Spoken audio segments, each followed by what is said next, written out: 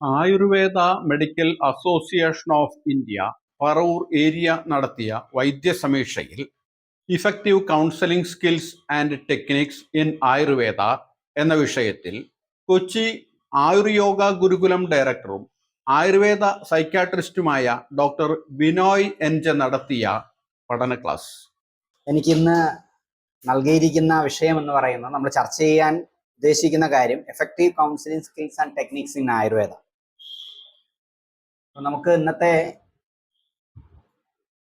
ഈ സമയത്തിൽ ഇന്നത്തെ വൈദ്യസമീക്ഷയിൽ എന്താണ് കൗൺസിലിംഗ്, നമുക്ക് കൗൺസിലിങ്ങിനെ എങ്ങനെ ഡിഫൈൻ ചെയ്യാം, ആരൊക്കെ കൗൺസിലിംഗ് പഠിച്ചിരിക്കണം, ആർക്കൊക്കെ നമുക്ക് കൗൺസിലിംഗ് ചെയ്യാം, കൗൺസിലിംഗ് ചെയ്യുന്ന ഒരാൾക്കുണ്ടായിരിക്കേണ്ട ഗുണങ്ങൾ എന്തൊക്കെ, അതിൽ അല്പം കൂടെ ഉയർന്ന് സാമാന്യതയിൽ നിന്ന് വിശേഷഭാവത്തിലേക്ക് ഒരു കൗൺസിലിങ്ങിന്റെ സ്റ്റെപ്പുകളിലേക്ക് കടക്കണമെങ്കിൽ എന്ത് വേണം, പലതരത്തിലുള്ള കൗൺസിലിങ്ങുകൾ.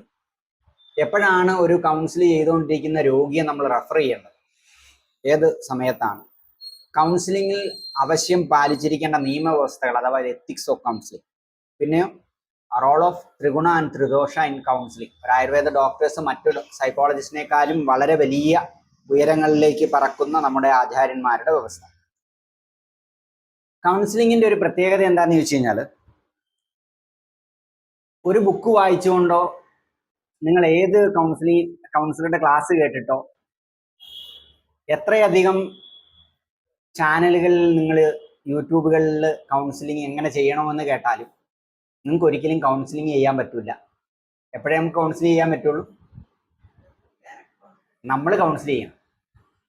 കേട്ട കൊണ്ട് ഒരിക്കലും കൗൺസിലിംഗ് ആവില്ല. കേട്ട സാധനങ്ങൾ പ്രവൃത്തിപഥത്തിൽ കൊണ്ടുവരുവാൻ നിങ്ങൾ മനസ്സ് വച്ചാൽ മാത്രമേ കാര്യമുള്ളൂ. അപ്പം വീഡിയോകളോ നല്ല ലേഖനങ്ങളോ ഇതൊന്നും, ജേണലുകളോ ഒന്നും നമ്മളുടെ കൗൺസിലിങ്ങിലേക്ക് കൊണ്ടുവരില്ല. നമ്മൾ മനസ്സുകൊണ്ട് ഇറങ്ങണം, ഞാൻ ഇത് ചെയ്യും. അതെങ്ങനെയാണ്? ഒരു STD മെത്തേഡ് നമുക്ക് ചെയ്യാം. എങ്ങനെ? വളരെ ഭംഗിയായി കാണുക, വൈസി കാണുന്നതിലെല്ലാം നമ്മുടെ മുന്നിലിരിക്കുന്ന ഒരു രോഗിയുടെ മുഖത്തെയും അവരുടെ ഭാവത്തെയും അവരുടെ ഇമോഷണൽ ലെവലിനെയൊക്കെ ഭംഗിയായിട്ട് നമ്മളുടെ അകക്കണ്ണും കൊണ്ട് കാണുക. സാധാരണ ഒരു വൈദ്യൻ കണ്ണുകൊണ്ട് കാണുമ്പോൾ നമ്മുടെ അകക്കണ്ണുകൊണ്ട് കാണും.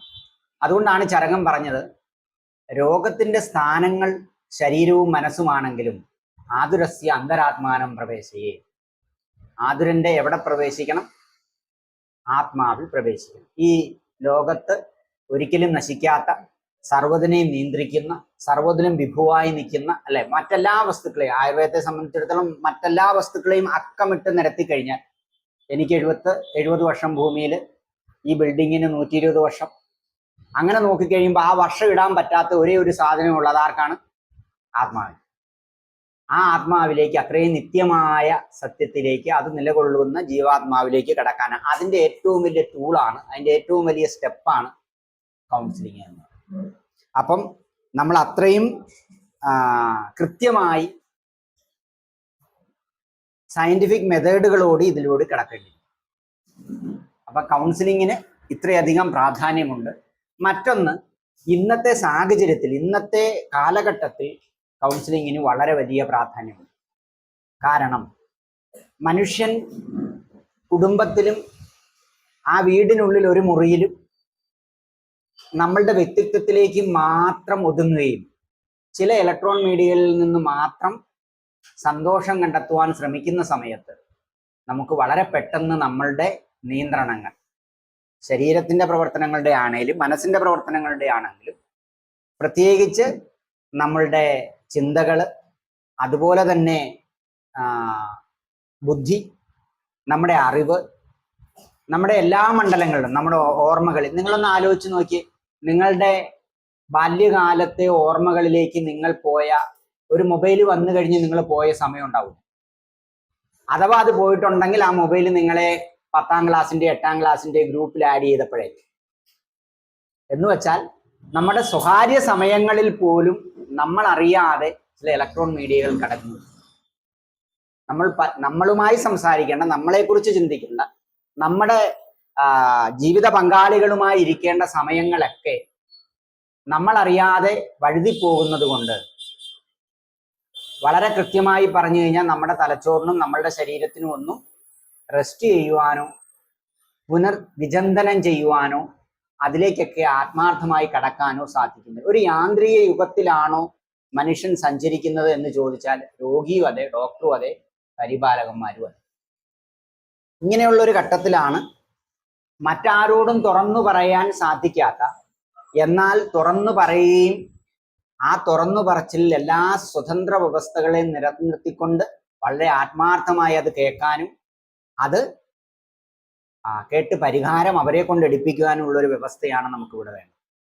അത് വളരെ വ്യക്തമായി ചരകം പറഞ്ഞു. തം ആശ്വാസൈ സുഹൃത്തും വാ വാക്യേ ധർമാർത്ഥവാചകൈ. ധർമ്മവും അർത്ഥവും യമനിയമങ്ങളും ഉൾക്കൊള്ളുന്ന ഒരു വ്യവസ്ഥയെ ആധാരമാക്കിക്കൊണ്ട്, അടിസ്ഥാനമാക്കിക്കൊണ്ട് അവനെ ആശ്വസിപ്പിക്കണം.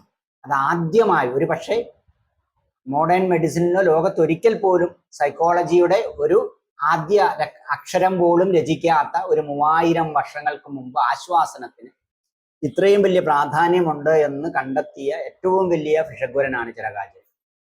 ഒരു മനുഷ്യന്റെ മനസ്സിനെ ആശ്വസിപ്പിക്കുവാൻ, അവന്റെ ചിന്താപദ്ധതികളെ വഴിതിരിച്ചു വിടുവാൻ, അവന്റെ ബുദ്ധിയെ നിശ്ചയാത്മക ബുദ്ധിയിലേക്ക് കടത്തുവാൻ, അവന്റെ ശീലങ്ങളെ മാറ്റിമറിക്കുവാൻ, അവന്റെ ആചാര അനുഷ്ഠാനങ്ങളെ കാലാനുസൃതമായി പരിഷ്കരിക്കുവാനൊക്കെ എന്തിന് സാധിക്കുമെന്ന് ആദ്യമായി കണ്ടെത്തിയത്, കൗൺസിലിങ്ങിന് സാധിക്കുമെന്ന് കണ്ടെത്തിയത് ചരകാചാര്യൻ. അപ്പൊ അങ്ങനെയാണ് ഇത് ആർക്കൊക്കെ കൗൺസിലിംഗ് ആർക്കൊക്കെ ചെയ്യാം. ഏറ്റവും ആദ്യം വരുന്നത് ഡോക്ടേഴ്സാണ്. കാരണം സ്വന്തം മനസ്സിന്റെയും സ്വന്തം ശരീരത്തിന്റെയും കുടുംബത്തിന്റെയും ചിന്താപദ്ധതികളുടെയും ഒക്കെ പ്രശ്നം കൊണ്ട് ഒരു മനുഷ്യൻ ആദിയോടുകൂടി എത്തുന്നത് ഒരു ഡോക്ടറിന്റെ അടുത്ത്. അങ്ങനെ ചോദിച്ചാൽ ഒരു വൈദ്യ സമൂഹം എന്ന നിലയിലായതുകൊണ്ടാണ് നമ്മൾ ഈ ലിസ്റ്റിൽ ആദ്യം ഇടുന്നത്. ഇന്നിത് മാറി തുടങ്ങി. ആരോഗ്യത്തിനേക്കാളും ഉപരിയായി ലോണുകളുടെ പ്രശ്നം, സാമ്പത്തിക വ്യവസ്ഥയുടെ പ്രശ്നങ്ങൾ ഒരു ഡോക്ടറിന്റെ അടുക്കിലേക്ക് വരുന്ന അതേ ആദിയോടുകൂടിയും വ്യാധിയോടും കൂടി സാമ്പത്തിക പ്രശ്നങ്ങൾ പരിഹരിക്കുവാൻ മനുഷ്യൻ നെട്ടോട്ടമിടുന്ന, ബന്ധങ്ങൾ പരിഹരിക്കുവാനുള്ള, പ്രശ്നങ്ങൾ പരിഹരിക്കുവാനുള്ള കാര്യത്തിലേക്കും അവർ ഓടുവാൻ തുടങ്ങി. അപ്പം നമുക്ക് കാണാം ഡോക്ടേഴ്സ്, ഹെൽത്ത് കെയർസ് ഏറ്റവും അധികം പഠിക്കേണ്ടത് ടീച്ചർമാരാണ്. കാരണം നാളെയുടെ എല്ലാ കാലഘട്ടത്തിന് അതീതമായി അവർ വരുന്ന ഓരോ മേഖലകളിലും ഒരു മനുഷ്യന്റെ മനസ്സറിയണമെന്നും തൻ്റെ മുന്നിലിരിക്കുന്നവന്റെ മനസാക്ഷിയുമായി എൻ്റെ മനസാക്ഷി യാഥാർത്ഥികമായി യോജിക്കുമ്പോഴാണ് അവനും എനിക്കും ഒരു സമഭാവന, ഒരു സമത്വഭാവന ഉണ്ടാകുന്നത് എന്ന് ഒരു കുട്ടിക്ക് പറഞ്ഞു കൊടുക്കുവാൻ സാധിക്കണമെങ്കിൽ, ആ രീതിയിൽ അവരെ വളർത്തിക്കൊണ്ട് വരുവാൻ സാധിക്കണമെങ്കിൽ നമുക്ക് ടീച്ചേഴ്സ് വേണം, അല്ലെ? കഴിഞ്ഞ ദിവസം 2 പേപ്പറുകളുടെ ഫ്രണ്ട് പേജിലെ വാർത്തയായിരുന്നു, ഒരു കൊച്ചിന്റെ ഇടം കൈ അധ്യാപകൻ ഒടിച്ചു, അല്ലെ? ചെറിയ പൊട്ടൽ. അധ്യാപകൻ ഒരിക്കലും ചെയ്യാൻ പാടില്ല, അല്ലെ?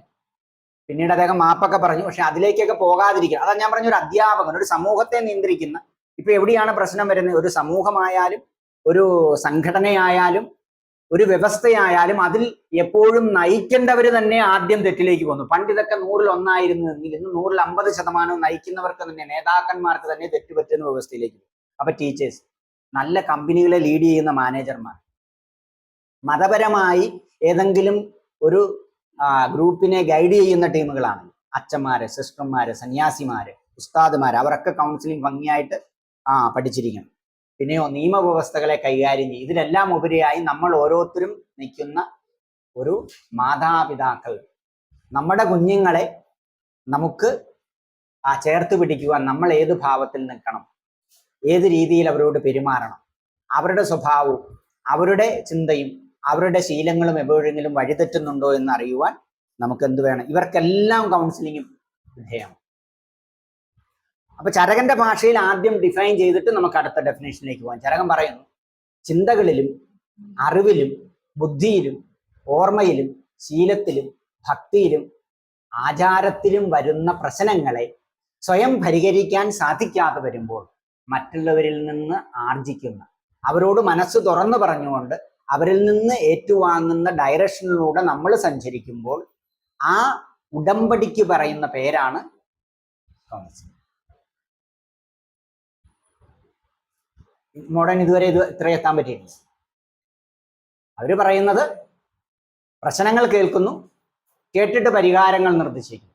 അതൊന്നുമല്ല, അതിനുള്ളിൽ നിൽക്കുന്ന ഒരു അഭേദ്യമായ ബന്ധം വരുന്നു അല്ലെ. ഇന്നത്തെ മരിച്ച ശ്രീനിവാസൻ ഒരാളെ തപ്പി നടന്നു. ആരെയാണ് തപ്പി നടന്നത്? അദ്ദേഹത്തിന്റെ കൈ നോക്കി അദ്ദേഹം ഇന്ന് വരെ ആർജിച്ച എല്ലാ കാര്യങ്ങളും അദ്ദേഹത്തിന് ഉണ്ടാകുമെന്ന് പറഞ്ഞ കോഴിക്കോട് ബസ് സ്റ്റാൻഡിലെ ആണെന്ന് തോന്നുന്നില്ല, അതാണെന്ന് തോന്നുന്നു പേപ്പർ കൊടുത്തത്. അതേ രീതിയിൽ നമുക്കൊരു ആളുടെ പ്രശ്നങ്ങളെ വഴിതിരിച്ചു വിടുവാൻ സാധിക്കും. ആ പ്രശ്നങ്ങളെ അവിടെ അവസാനിപ്പിച്ചിട്ട് അവരെങ്ങോട്ടാണ് യാത്ര ചെയ്യുന്നത് ആ ഗെയിമിലേക്ക് അവരെ എത്തിക്കാൻ പറ്റുമെങ്കിൽ അവരുടെ ജീവിതത്തിലെ എന്നും ഹൃദയത്തിന്റെ ശ്രീകോവിലിൽ പൂജിക്കുന്നു നമ്മളെ. കാരണം അവരുടെ മുന്നിലെ ഏറ്റവും വലിയ റോൾ മോഡൽ എന്ന് പറയുന്നത് നമ്മളായി.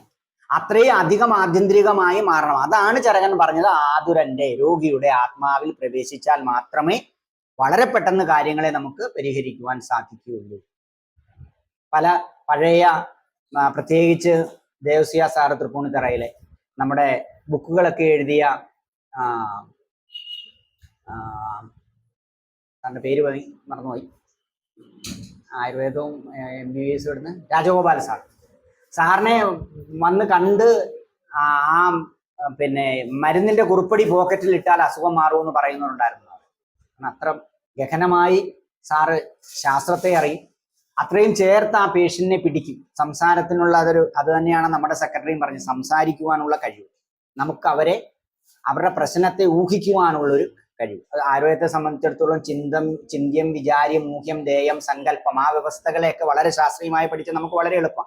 ഏതായാലും ഒരു മനുഷ്യന്റെ ചിന്തകളിലും അവന്റെ വൈകാരികമായ ഒരു പ്രവൃത്തിയിലും അല്ലെങ്കിൽ അവൻ ആഗ്രഹിക്കാത്ത രീതിയിൽ അവന്റെ വ്യക്തിത്വം അവനെതിരെ തിരിയുമ്പോഴും അല്ലെങ്കിൽ കുടുംബപരമായോ വ്യക്തിപരമായോ സാമൂഹികപരമായോ അവനൊരു പ്രശ്നം കൈകാര്യം ചെയ്യാൻ സാധിക്കാതെ വരുമ്പോഴും കൊടുക്കുന്ന ഗൈഡ് ലൈനിനെയാണ്, നിർദ്ദേശങ്ങളെയാണ് കൗൺസിലിംഗ്. എന്നാൽ WHO മാറുമ്പോൾ WHO ആധികാരികമായിട്ട് പറയുകയാണ്, മനസ്സഭിമുഖീകരിക്കുന്ന പ്രായഭേദമന്യുള്ള പ്രശ്നങ്ങൾ.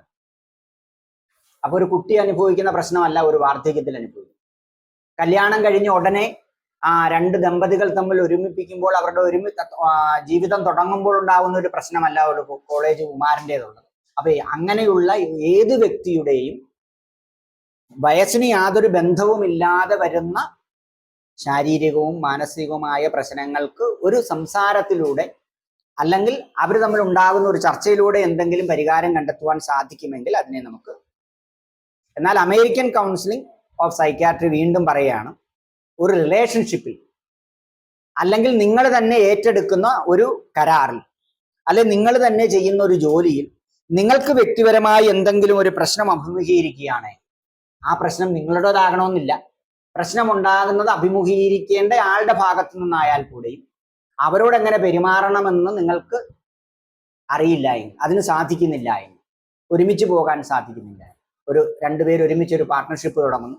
പാർട്ട്ണർഷിപ്പിൽ ഒരാൾ വളരെ ക്ലിയർ ആണ്, എ എന്ന വ്യക്തി വളരെ ക്ലിയർ ആണ്, പക്ഷെ ബിയുടെ അല്ലെങ്കിൽ സിയുടെ പ്രശ്നം കൊണ്ട് എക്ക് കൃത്യമായി സംസാരിക്കുവാനോ പ്രവർത്തിക്കുവാനോ സമൂഹ മധ്യത്തിൽ ഏർപ്പെടുവാനോ സാധിക്കുന്നില്ല. അപ്പൊ എന്നാ കാണിക്കണം, എ എങ്ങനെ ബിഹേവ് ചെയ്യണമെന്നും ബിയുടെയും സിയുടെയും പ്രശ്നങ്ങൾ എന്താണെന്ന് അറിഞ്ഞുകൊണ്ട് പരിഹരിക്കുവാൻ വേണ്ടി നമ്മൾ വരുന്ന വ്യവസ്ഥയാണ് നമുക്ക് കൗൺസിലിംഗ്. അപ്പൊ എന്ത് വേണം? കൗൺസിലിംഗിൽ നിങ്ങൾ എപ്പോഴും അറിയണം, ഒരു കാരണവശാലും ഒരു മനുഷ്യന് മീനെ പിടിച്ചു കൊടുക്കരുത് അല്ലെ. ഒരാൾക്ക് മീൻപിടുത്തം കൊണ്ട് ജീവിത മാർഗമാക്കുവാനാണ് നിങ്ങൾ ആഗ്രഹിക്കുന്നതെങ്കിൽ അവന്റെ ഉപജീവന മാർഗം നിങ്ങൾ മീനിന്റെ വ്യവസായമാണ് ആഗ്രഹിക്കുന്നതെങ്കിൽ ഒരിക്കൽ പോലും നിങ്ങൾ മീൻ പിടിച്ചു കൊടുക്കരുത്. കാരണം അവൻ സ്വന്തമായിട്ട് എങ്ങനെ മീൻ പിടിക്കണമെന്നോ എവിടെ മീൻ കിട്ടുമെന്നോ അതിൽ ലാഭകരമായ മീനുകൾ എവിടെ കിട്ടുമെന്നോ എവിടെ നിന്ന് എടുക്കണമെന്നോ അവന് മനസ്സിലാവും. അപ്പൊ നമ്മൾ എന്ത് ചെയ്യണം? ഒരു കാരണവശാലും നോട്ട് ഗിവിങ് ഫിഷ്, ഒരു കാരണവശാലും ഫിഷ് കൊടുക്കരുത്. പിന്നെയോ ടീച്ച് ഹൗ, എങ്ങനെ നമുക്ക് ഫിഷിങ് നടത്താം, എവിടെ നടത്താം, എങ്ങനെ വല വീശാം, ചെറിയ മത്സ്യങ്ങളുള്ളിടത്ത് ഏത് തരത്തിലുള്ള വല വീശണം, അത്രയും സ്കില്ലോടുകൂടി. അപ്പൊ നിങ്ങൾക്ക് ഒന്ന് മനസ്സിലായി, കൗൺസിലിംഗിൽ ഒരിക്കലും ഒരു വ്യക്തിയുടെ അല്ലെങ്കിൽ കൗൺസിലിംഗ് ചെയ്യാൻ ഉദ്ദേശിക്കുന്ന വ്യക്തിയുടെ അഭിപ്രായങ്ങളോ നിർദ്ദേശങ്ങളോ അടിച്ചേൽപ്പിക്കുന്നതല്ല കൗൺസിലിംഗ്. നമ്മൾ ഇതുവരെ വിചാരിച്ചുകൊണ്ടിരുന്ന എനിക്ക് കുറച്ച് കാര്യങ്ങൾ അറിയാം, ആ കാര്യങ്ങളാണെങ്കിൽ അവരോട് പറയുമ്പോൾ അത് അല്ലേ, അത് നിങ്ങൾക്കൊരു ട്രെയിനിങ് പ്രോഗ്രാം ആയിട്ട് നടത്താം. ഇല്ല, എങ്ങനെ കൗൺസിലറെ വളരെ വലിയ തലങ്ങളിലേക്ക് അവർക്കൊരു ഫസ്റ്റ് ഇയറിൻ്റെയോ അല്ലെങ്കിൽ ഒരു കോഴ്സായിട്ട് കണ്ടെത്തിയാൽ 1 വർഷം പഠിച്ചതിൻ്റെ 2 വർഷം പഠിച്ചതിൻ്റെ ഒക്കെ അനുഭവം ഉണ്ടാവും. അതിൽ നിന്ന് ഉപരിയായിട്ട് എങ്ങനെ കൊണ്ടുവരാം? ഇല്ല, നമുക്ക് വീട്ടിൽ തന്നെ നമ്മളൊരു നല്ല കൗൺസിലർ എങ്ങനെയാവാം, അതുപോലെ തന്നെ അതിൻ്റെ സ്കിൽ എങ്ങനെ നമ്മൾ ആദ്യമായിട്ട് ആരെയാണ് കൗൺസിലിംഗ് ചെയ്യേണ്ടത്?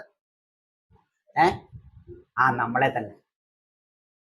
അപ്പൊ നിങ്ങളെല്ലാവരും ഇന്ന് കിടക്കുന്നതിന് മുമ്പ് പേപ്പർ എടുത്തിട്ട് എഴുതണം. 1, എൻ്റെ സംസാരത്തിലുള്ള പ്രശ്നം, ഞാൻ വാദക്കാരനാണ്, എൻ്റെ ഭാര്യയോടും പിള്ളേരോടും പടപടപടപടാന്ന് സംസാരിക്കുകയാണ്.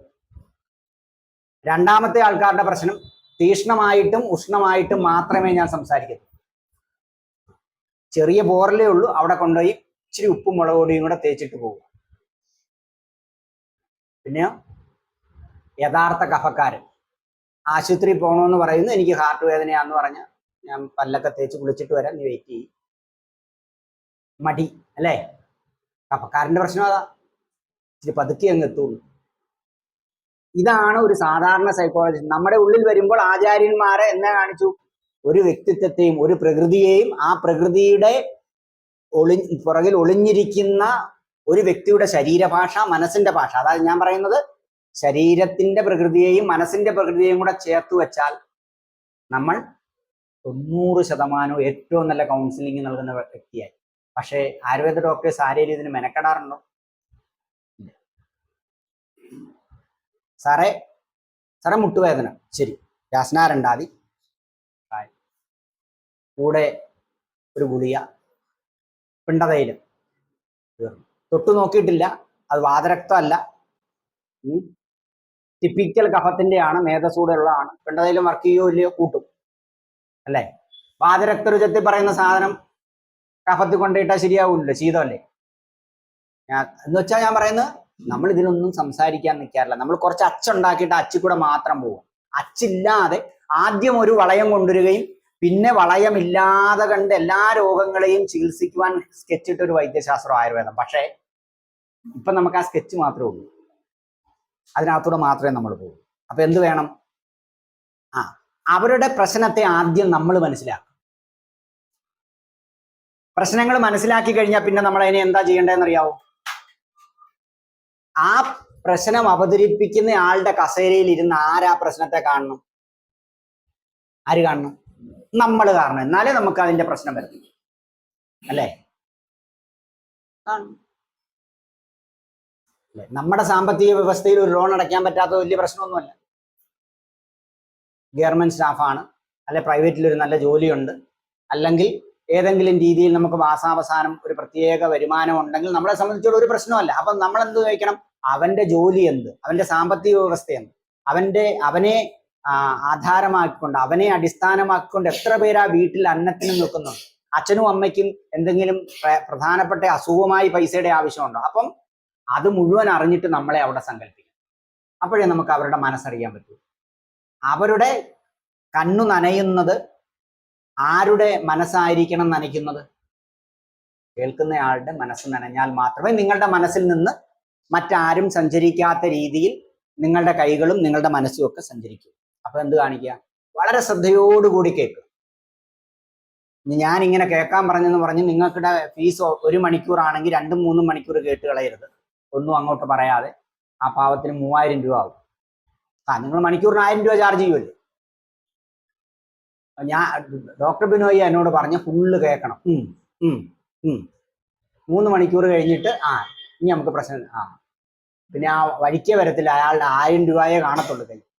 ഞാൻ പറഞ്ഞത്, സമയം നീട്ടുമ്പോഴും കാര്യങ്ങൾ സങ്കല്പിക്കുമ്പോഴും എപ്പോഴും അവരുണ്ടാകണം. അവരുടെ അവർ കളിക്കാൻ ഉദ്ദേശിക്കുന്ന കോർട്ടിൽ നിന്നുകൊണ്ട് അവരുടെ മനസ്സും അവരുടെ ശരീരവും എടുത്തുകൊണ്ട് വേണം നമ്മൾ കളിക്കാൻ. എങ്കിൽ മാത്രമേ അവരുടെ തലത്തിൽ നിന്നുകൊണ്ട് നമുക്ക് പ്രശ്നപരിഹാരം സൃഷ്ടിക്കാൻ പറ്റും.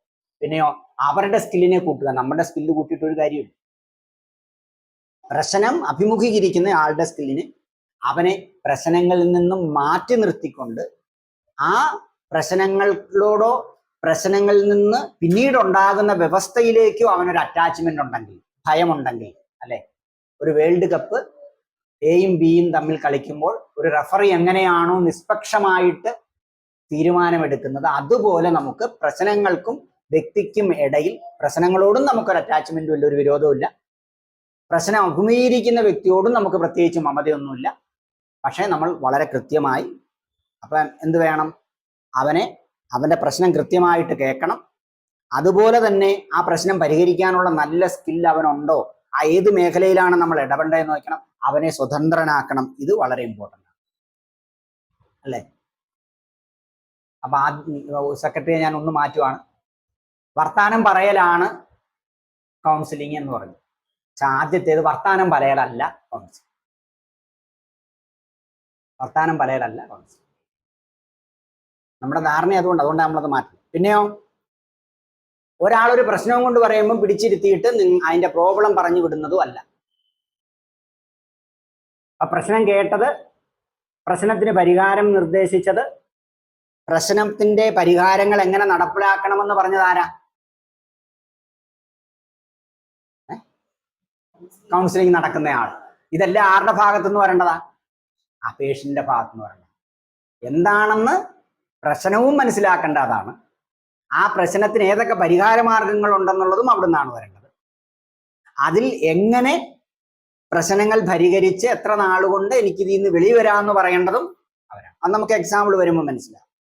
അടുത്തതോ, എന്നാ ശരിയാന്ന മൊബൈലിൽ ഞാൻ മിക്ക ദിവസവും എൻ്റെ ഫ്രണ്ട്സിന് കുറച്ച് ഗൈഡൻസ് ഒക്കെ കൊടുക്കുന്നുണ്ട്, ചാറ്റ് ചെയ്യാറുണ്ട്, ചിലവർക്ക് ഞാൻ മെയിൽ അയച്ചു കൊടുക്കാറുണ്ട്. അതുമല്ല, ഇതൊന്നും കൗൺസിലിങ്ങിനകത്ത് വരത്തില്ല. പിന്നെയോ, ജഡ്ജിമെന്റലായിട്ട് ഒരു മുൻവിധിയോടുകൂടി നമ്മൾ എന്തിനെ സമീപിച്ചാലും അത് കൗൺസിലിംഗ് ആണ്, അല്ലേ? ഡോക്ടേഴ്സിന്റെ ഏറ്റവും, ഒരു അഡ്വക്കേറ്റിന് ഏറ്റവും അധികം ക്വസ്റ്റ്യൻ ചെയ്യാൻ ഇഷ്ടം ആരെയെന്നറിയാവും? ടീച്ചർമാരെയും ഡോക്ടർമാരെയും. എന്തുകൊണ്ടാ? അവർ വേറെ ആരുടെയും കീഴിൽ ഇങ്ങനെ കുനിഞ്ഞു നിന്നിട്ടില്ല. രണ്ട് ഇട്ട് വെറുപ്പിലങ്ങ് വെറുപ്പിച്ച പടപടാന്ന് പോയി. ആരാടും എനിക്ക് വരും, താൻ കൃത്യമായിട്ട് പറഞ്ഞേ പറ്റുള്ളൂ പറഞ്ഞാൽ നമ്മൾ അപ്പോഴേ നമ്മുടെ പിരിവും നമ്മൾ ചാടി പറയും. ടീച്ചേഴ്സിനെ സംബന്ധിച്ചോളം ഒരിക്കലും ഇല്ല. ബസ്സിൽ ടിക്കറ്റ്, ടീച്ചർമാരും ഇല്ലല്ലേ, ബസ്സിൽ ടിക്കറ്റ് എടുക്കാൻ പറ്റുന്ന കണ്ടക്ടറെ പോലും അവർ സ്റ്റുഡൻ്റ് ആയിട്ടേ കാണത്തുള്ളൂ. ഇത് ഞാൻ പറയുന്നല്ലോ കേട്ടോ, സൈക്കോളജി പറയുന്നു. അപ്പൊ എന്ത് വേണം? ഈ വക കാര്യങ്ങളൊന്നുമല്ല, മുൻവിധിയോടുകൂടി. ഇനി അല്പം സൗന്ദര്യത്തിന്റെ ഭാഷ കലർത്തിയോ, അല്ലെങ്കിൽ കാമത്തിന്റെ ഭാഷ കലർത്തിയോ, അല്ലെങ്കിൽ മറ്റുള്ള രീതിയിൽ സംസാരിച്ചാൽ അത് കൗൺസിലിംഗ് ആവുമോ? ഇല്ല, അതുമില്ല. സ്നേഹത്തിന്റെ ശാലിപ്പൊന്നും വന്നാൽ അത് കൗൺസിലിംഗ് ആവില്ല. അപ്പൊ നമുക്ക് എന്ത് വേണം? ഇനിയോ, എവിടെയൊക്കെ ഇത് ചെയ്യണം, എന്തല്ല കൗൺസിലിംഗ് നമ്മുടെ എന്താണെന്ന് കണ്ടു, എന്തല്ല കൗൺസിലിംഗ് കണ്ടു, ഇനി അത് എവിടെയൊക്കെ ചെയ്യണം. ഒരാളുടെ വൈകാരികമായ പ്രശ്നം പരിഹരിക്കണം എന്ന് അയാൾ ആഗ്രഹിക്കുന്നു, എന്നെ കൊണ്ട് പറ്റുന്നില്ല, എന്തൊക്കെയോ എൻ്റെ കയ്യിൽ നിന്ന് പോകുന്നു. എന്തുവരും? ഉറക്കക്കുറവ്, ഭക്ഷണം കഴിക്കാൻ പറ്റത്തില്ല, ഇതൊന്നും ഇല്ലായികയല്ല, ഉണ്ട്, പക്ഷെ പറ്റുന്നില്ല. ഇനിയോ, ഒരു കാരണവശാലും അമിതമായ ചിന്തയെ നിയന്ത്രിക്കാൻ പറ്റുന്നില്ല, അല്ലെ? അതിലൊക്കെ ചരകന്റെ ആ ഡെഫിനിഷൻ വളരെ വളരെ പെർഫെക്റ്റ് ആയിട്ട് വേണം. ചിന്തിക്കേണ്ടതിനെ കുറിച്ച് ചിന്തിക്കാതിരിക്കുകയും ചിന്തിക്കാൻ പാടില്ലാത്തതിനെ കുറിച്ച് നിരന്തരമായി ചിന്തിച്ചു കൊണ്ടിരിക്കുന്നതാണ് പ്രശ്നം.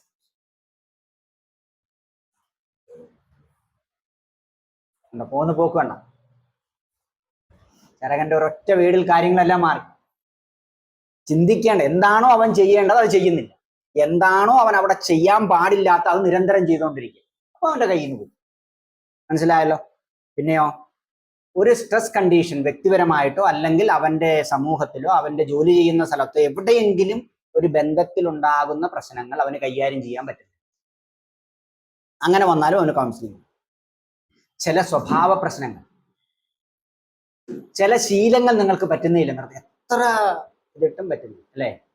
11 മണിക്ക് സ്വന്തം വൈഫിന്റെ കൂടെ കിടന്നുകൊണ്ട് ചക്കരയെന്ന് വേറെ ഒരാൾക്ക് അയക്കണ്ടെന്ന് വിചാരിച്ചിട്ടും പറ്റുന്നില്ല, സംഭവം കയ്യിൽ നിന്ന് വിട്ടുപോവാ, അല്ലേ? അങ്ങനെ വരുമ്പോൾ നമ്മുടെ ശീലം നമ്മളെ നിയന്ത്രിച്ചുകൊണ്ട് പോവാ. ഇങ്ങനെ വരുന്ന സാഹചര്യം റിലേഷൻഷിപ്പിന്റെ കാര്യത്തിലാവാം, ആത്മാർത്ഥതയുടെ കാര്യത്തിലാവാം, കൃത്യമായി അറിവ് നേടുന്ന പ്രശ്നത്തിൽ നമ്മൾ ആത്മാർത്ഥത കാണിക്കുന്നത്, അതായത് ആത്മജ്ഞാനം, ആത്മസ്വരൂപം, ആത്മവിജ്ഞാനം, ഇതിലെവിടെയെങ്കിലും നമുക്കൊരു പ്രശ്നം നമുക്ക് പരിഹരിക്കാൻ പറ്റാത്ത രീതിയിൽ വന്നിട്ടുണ്ടെങ്കിൽ അതൊരു അഭിഘാതം കൊണ്ടാവാം, മറ്റുള്ളവരുടെ ഒരു ഉപദ്രവം കൊണ്ടാവാം, നമ്മുടെ കൂടെയുള്ളവർ തെറ്റായി ബിഹേവ് ചെയ്തുകൊണ്ടാവാം. എന്തായാലും കാരണത്തെ നമ്മൾ നോക്കേണ്ട, നമ്മളൊരു കൗൺസിലിങ്ങിന് പോകണം. അപ്പോഴോ അങ്ങനെ ആണെങ്കിൽ എത്ര നാൾ കൗൺസിലിംഗ് ചെയ്യും, എങ്ങനെയൊക്കെ എപ്പോഴൊക്കെ വരുത്തണം. അപ്പോൾ വളരെ സിമ്പിളാണത്.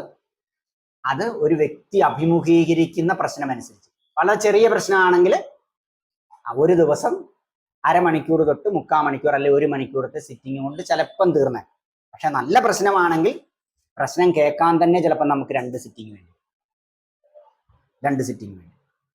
അത് രോഗിയുടെയും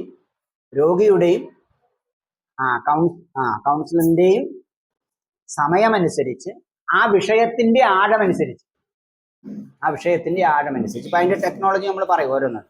നമുക്ക് ആഴ്ചയിലൊന്നോ, വളരെ എമർജൻസിയാണ് അല്ലേ, ഒരാൾ സൂസൈഡ് തോട്ട്സിനെ കുറിച്ച് അതിന്റെ ഐഡിയ ഉണ്ട്, ഒരു അറ്റംപ്റ്റ് നടത്തി, അപ്പൊ ഇന്നൊരെണ്ണം നടത്തിയിട്ട് പിന്നെ ഒരാഴ്ച കഴിഞ്ഞ് ഒരെണ്ണം നടത്തിയാൽ മതിയോ? പോരാ, കണ്ടിന്യൂസ് ആയിട്ട് നമ്മൾ അപ്പൊ എന്താണോ അതിനകത്തെ പ്രശ്നം അനുസരിച്ച് നമ്മൾ സമയം സാമാന്യമായി 30 തൊട്ട് 60 മിനിറ്റേ പോകാവൂ. അത് കഴിഞ്ഞ് കുറച്ച് ഇന്റർവെല് കൊടുക്കണം. അല്ല എന്നാ കാണിക്കും, വളരെ ക്രിയാത്മകമായ മനസ്സിന്റെയും ബുദ്ധിയുടെ ഇടപെടൽ അവിടെ മാറും.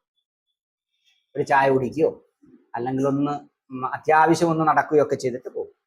പിന്നെ ഒരു കാരണവശാലും ചില പ്രത്യേക കാലഘട്ടങ്ങളിൽ ദിവസത്തിലൊന്നോ ആഴ്ചയിലൊന്നോ മാസത്തിലൊന്നോ നടത്തേണ്ടതായ ഒരു വിഷയമാണെങ്കിൽ അത് നടത്താതിരിക്കില്ല. കാരണം റാപ്പോ പോകും, ആ ബന്ധം പോകും. അപ്പം നമുക്ക് അങ്ങനെ സ്വീകരിക്കുന്നു. അങ്ങനെ ആണെങ്കിൽ നമുക്ക് കൗൺസിലിങ്ങിനെ 5 സെക്ഷനായിട്ട് തിരിക്കും. ഈ 5 സ്റ്റെപ്പ് നമുക്കൊരു സാധാരണ രോഗി വന്നാൽ പോലും ഉണ്ടാവും. എന്താണ്? ആദ്യം ഇൻടേക്ക് സെക്ഷൻ. എന്താണ് നമ്മളോട് ആ രോഗിക്ക് പറയാനുള്ളത്, ആ എന്ത് പ്രശ്നമാണ് അവർക്ക് നമ്മളോട് പറയാനുള്ളത്.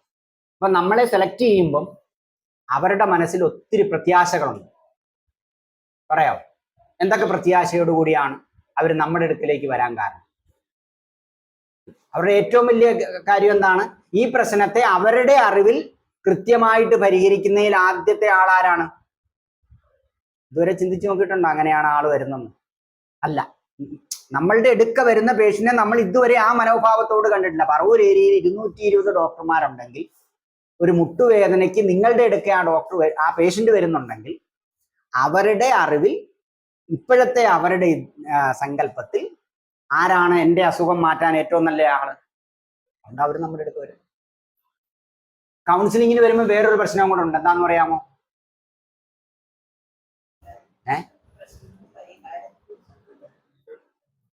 അതെ, പ്രശ്നത്തിന്റെ പരിഹാരം. അതിലുപരിയായിട്ടൊരു സാധനമുണ്ട്.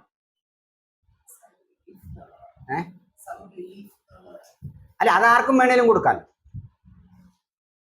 അടുത്ത് ഡോക്ടറിന്റെ കഴിവ് കഴിഞ്ഞാൽ പിന്നെ അവർക്ക് അടുത്തത് വരുന്ന വേറൊരു സാധനമാണ്. നിങ്ങൾ ആരോടും ഈ വിവരം പറയില്ല എന്നുള്ളൊരു വിശ്വാസം. മറ്റാരോടും തുറന്നു പറയാൻ കഴിയാത്ത ഒരു സാധനം സ്വതന്ത്രമായി നിങ്ങളോട് തുറന്നു പറയുവാൻ വരുന്ന ഒരു വ്യക്തിയുടെ സ്വാതന്ത്ര്യവും മനസ്സും സാഹചര്യവും നമ്മൾ കാണും. നമ്മളിരിക്കുന്ന കസേരയുടെ പവർ പലപ്പോഴും നമ്മൾ മനസ്സിലാക്കാതെ പോകും. അതാണ് നമ്മുടെ പ്രശ്നം അല്ലേ? തീർച്ചയായും അവരുടെ മനസ്സിൽ നമ്മൾ അത്രയും വില നമുക്ക് കൊടുത്തിരുന്ന ഒത്തിരി പേര് വന്നേനെ. ആ രോഗി കൊടുത്ത അത്രയും വില നമ്മളെ സംബന്ധിച്ച് നമ്മൾ നമ്മളുടെ മനസ്സിൽ കൊടുത്തിട്ടില്ല. റിട്ടയർഡ് EMA ഒക്കെ എന്നെ സൂക്ഷിച്ചു നോക്കുന്നു. ഡോക്ടർ പറയുന്ന എല്ലാം അങ്ങ് യോജിക്കാനൊന്നും പറ്റുന്നില്ല.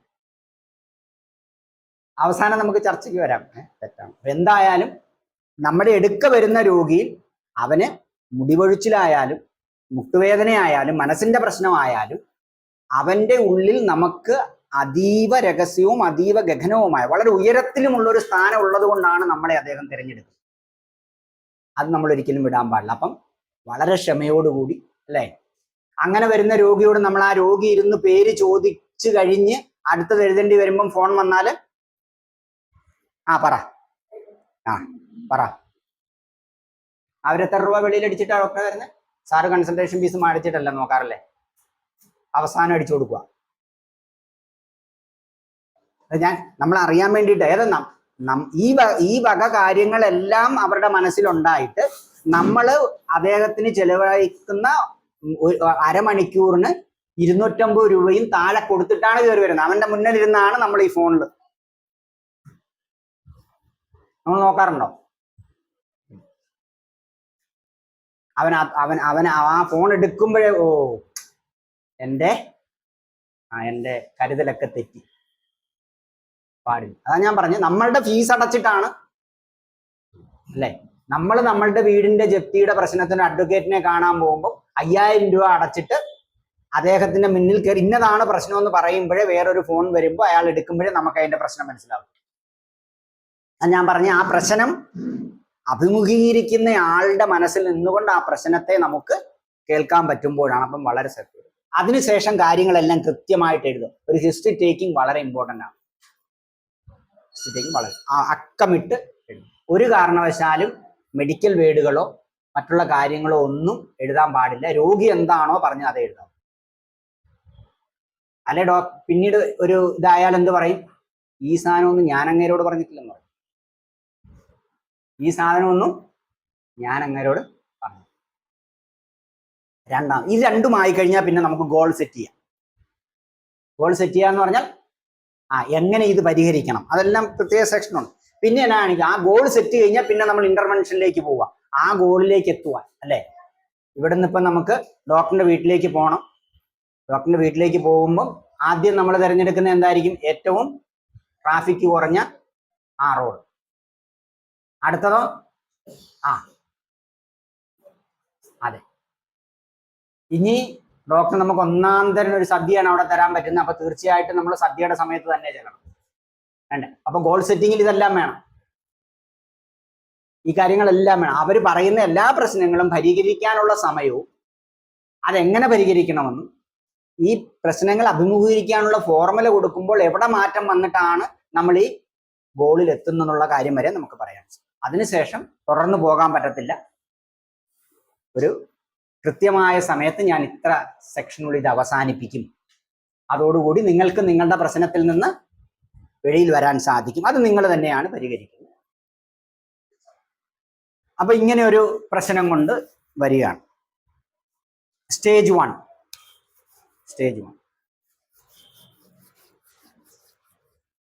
പിന്നെ രവിനാരായണൻ സാറിൻ്റെ അടുത്ത് ഞാൻ വരുക, എൻ്റെ പ്രശ്നം.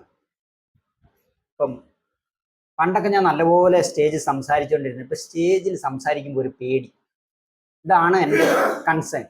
ഡോക്ടർ എന്നോട് എങ്ങനെ തുടങ്ങും?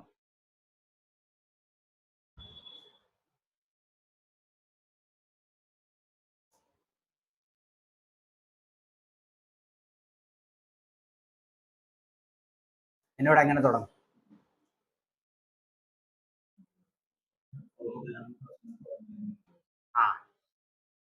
ഞാൻ വിചാരിച്ച ഡോക്ടർ അടുത്ത കമ്പൗണ്ടർ ആയിരിക്കും എന്ന് വിചാരിച്ചു. സാർ ഡോക്ടർ അല്ലേ? എവിടെയാ തെറ്റിയേ? രോഗിയോട് ആദ്യം ഞാൻ ആരാണെന്ന് പറയണം. നമ്മൾ പറയാറുണ്ടോ?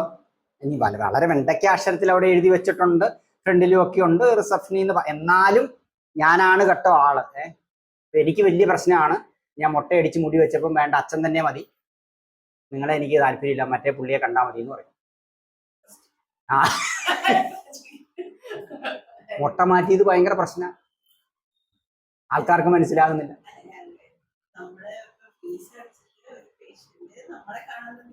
അതെ, അതാ ഞാൻ ചോദിച്ച ഡോക്ടറിനോട് ചോദിച്ചു, ഡോക്ടർ അവിടുത്തെ കമ്പൗണ്ടർ ആണെന്നാ ഞാൻ വിചാരിച്ചതെന്ന്. ആ കൺസൾട്ടേഷൻ 3 കൺസൾട്ടേഷൻ ഡോക്ടർമാരുണ്ട്.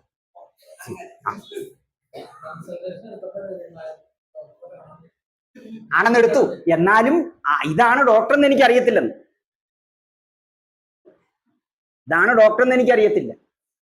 കൗൺസിലിങ്ങിന്റെ ഭാഷയെ പറഞ്ഞാൽ നിങ്ങളെ ഇൻട്രൊഡ്യൂസ് ചെയ്യാതെ ചെയ്യരുത്.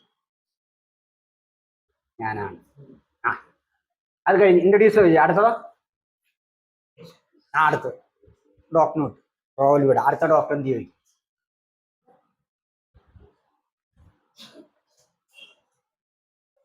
നമ്മൾ ആരെയും ചോദിക്കാറുണ്ടോ ഞാൻ എങ്ങനെയാ നിങ്ങളെ സഹായിക്കേണ്ടത്? മുട്ടുവേദന എന്ന് പറയും അല്ലേ, ഞാൻ എന്ത് സഹായമാണ് നിങ്ങൾക്ക് ചെയ്യേണ്ടത്? നിങ്ങൾ ഒരിക്കലും അങ്ങനെ ഇൻട്രൊഡ്യൂസ്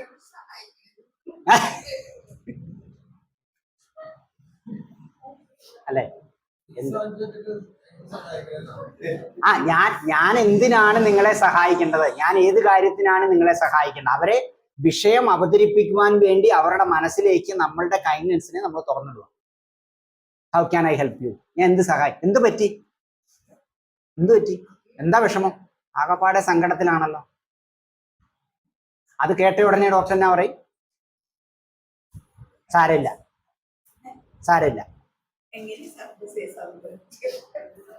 ഒരു ഡോക്ടർ പറഞ്ഞ അടുത്ത നിമിഷത്തിൽ പറയും സാരമില്ല.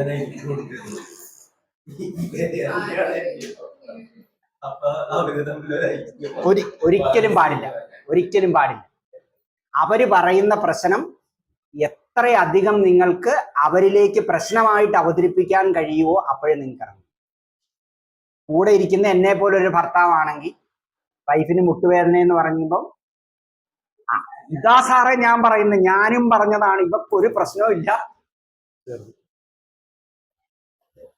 നിങ്ങൾ ഇട്ട് കൊടുക്കുവാണ് അവർക്ക്. സാരമില്ല, ആർക്ക് നിങ്ങൾക്ക് സാരമില്ല, പക്ഷെ വന്നയാളിന് സാരം ഉള്ളതുകൊണ്ടാണ് നിങ്ങൾ എടുക്ക വന്നത്. അപ്പൊ നിങ്ങൾ എന്നെ കാണിച്ചു, നിങ്ങൾ വിട്ടുപോയി. ഞാൻ പറഞ്ഞു അവരുടെ മനസ്സിൽ, അവരുടെ അറിവിൽ, അവരുടെ സങ്കല്പത്തിൽ നിങ്ങളാണ് ഏറ്റവും ടോപ്പ്. പണ്ടാരം വലിച്ചു കീറിയ ഏതാ നിങ്ങളെ കാണാൻ വേണ്ടി പേപ്പർ വലിച്ച് പറയാൻ പാടില്ല. അവര് മുട്ടിന്റെ ഒക്കെ വേദന, ഈ വേദനയും കൊണ്ടൊക്കെ എത്ര ദിവസം ഇങ്ങനെ ഈ നീരും കൊണ്ടൊക്കെയാണോ നടന്നത്? ഓ എന്റെ ദൈവമേ, മനസ്സിലായി. വലിയ പ്രശ്നം തന്നെയാണ്, പക്ഷെ നമുക്ക് പരിഹരിക്കണം. ആ വലിയ പ്രശ്നം ഇടുമ്പം സത്വപ്രകൃതി മനസ്സിലാക്കണം. അവര് പ്രശ്നം ഇട്ട് കൊടുത്ത് അവൻ ആളി കത്തിക്കുന്നവനാണെങ്കിൽ അവൻ അങ്ങനെ ഇട്ട് കൊടുക്കരുത്. ചിലവർക്ക് ചില പ്രശ്നങ്ങൾ പറഞ്ഞാൽ അത് മതി. ഒരു തീപ്പെട്ടിക്കൊള്ളി ഒരിക്കുന്നു 10 തീപ്പെട്ടിക്കൊള്ളി ഒരിക്കുന്നതിന് തുല്യം. അവന് കൊണ്ട് നമ്മൾ ഇട്ട് കൊടുക്കരുത്. അപ്പം ഇച്ചിരി പ്രശ്നമുള്ളതാ, പക്ഷെ നമുക്ക് പരിഹരിക്കാൻ കേട്ടോ. നോക്കാം, ഇച്ചിരി സമയം എടുക്കും. എന്തേലും അതിന്റെ സാധനം ഇട്ട് അവനെ പിടിക്കാൻ പറ്റിയുള്ള സാധനം നിങ്ങൾ അവന്റെ ഈ തലവന്റെ കൊടുക്കേണ്ട. ഒരിക്കലും മാറിയല്ലാത്ത സാധനം ഇപ്പൊ ശരിയാക്കി തരാം. നിങ്ങൾക്കറിയാം ആ തേയ്മാനം ഒരിക്കലും മാറില്ല, ഗ്രേഡ് 3 ആണ്. അത്യാവശ്യം വേദന നീരുമൊക്കെ ശമിപ്പിച്ച് എക്സസൈസും ചെയ്തു പോകാം. അതിനോട് നിങ്ങൾ പക്ക തള്ളു. ഇപ്പൊ ശരിയാക്കി തരാം, പാടില്ല. അങ്ങനെ പറയാം. അത് റൂളാണ് കേട്ടോ. ഞാൻ നമ്മള് ഭക്ഷണമൊക്കെ കഴിഞ്ഞ് വൈകുന്നേരത്തെ സമയം ആയതുകൊണ്ട് ഞാൻ കാര്യങ്ങൾ ഇതേ രീതിയിൽ അവതരിപ്പിക്കുന്നുണ്ട്. അപ്പം ഇനി നമ്മളുടെ മുന്നിൽ വരുന്ന രോഗികളുടെ എല്ലാ പ്രശ്നവും സാരമുള്ളതാണ്. സാരമില്ലാത്ത അല്ലെങ്കിൽ അവരിവിടെ വരൂല. നമുക്കാണത് സാരമില്ലാത്തത്. ഇനിയോ പ്രശ്നം കേട്ട് കഴിയുമ്പോഴേ നമ്മുടെ ഉള്ളിൽ ഒരു ബോധം ഉണ്ടാണ്, ഇതിൽ എൻ്റെ ലിമിറ്റേഷൻസ് എന്തൊക്കെയാണ്. അല്ലെ നമ്മൾ എന്നാ കാണിക്കും? അനാവശ്യമായിട്ട് അവർക്ക് വാഗ്ദാനങ്ങൾ നൽകും. അടുത്തതോ അതേപോലെ തന്നെ അവർക്ക് പരിഹരിക്കാൻ പറ്റുന്ന അവനിൽ പരിഹരിക്കാൻ പറ്റുന്ന പ്രശ്നങ്ങളെ എല്ലാം ഞാൻ പരിഹരിക്കുമെന്ന് നമ്മളുടെ വാക്കുകളിൽ നിന്നും നമ്മളുടെ പ്രവൃത്തിയിൽ നിന്നും നമ്മുടെ ആശ്വാസനത്തിൽ നിന്നും അവർക്ക് സൂചനയും കിട്ടിയിരിക്കും.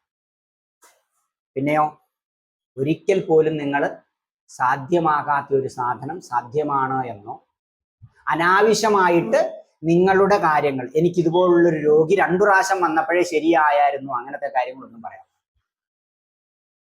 സ്റ്റേജ് 1 ഇത്രയും സാധനം വളരെ മനോഹരമായിട്ട് നമ്മൾ ആരാണെന്ന് അവരെ മനസ്സിലാക്കുക. അല്ലേ? രാവിലെ പിന്നെ സാറിനെന്നും ഇഷ്ടം പൊറോട്ടയും ചിക്കൻ കറിയാണ്. വൈഫൊന്ന് കൊടുത്തത് റാഗി പുട്ടും പിന്നെ പാളയംകോടനും പഴവും. സാറിന് അതൊട്ടും സ്വീകരിച്ചില്ല. ആദ്യത്തെ പേഷ്യന്റിനോടെ ആ മനോഭാവം കാണിക്കണോ?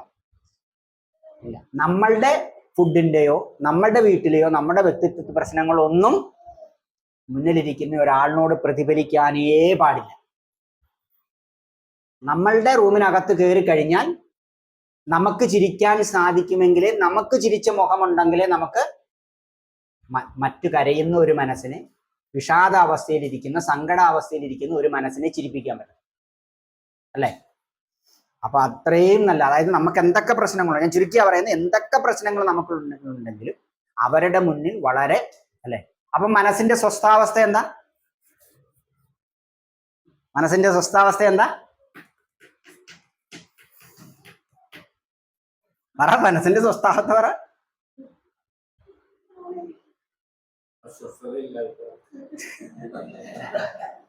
പ്രസന്ന ആത്മേന്ദ്രിയ മനം. അതാ ഞാൻ പറഞ്ഞ ചിരി. വളരെ പ്രസന്നമായ മനസ്സും ഇന്ദ്രിയം.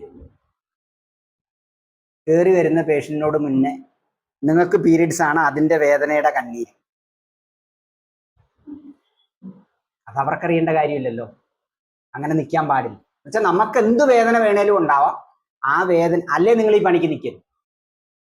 നിങ്ങളുടെ വേദനയാണ് നിങ്ങൾക്ക് വലിയ വേദനയെങ്കിൽ മറ്റുള്ളവരുടെ വേദന പരിഹരിക്കാം എന്നുള്ള പണിക്ക് നിങ്ങൾ നിൽക്കും. അടുത്തതോ ഹിസ്റ്ററി ടേക്ക്.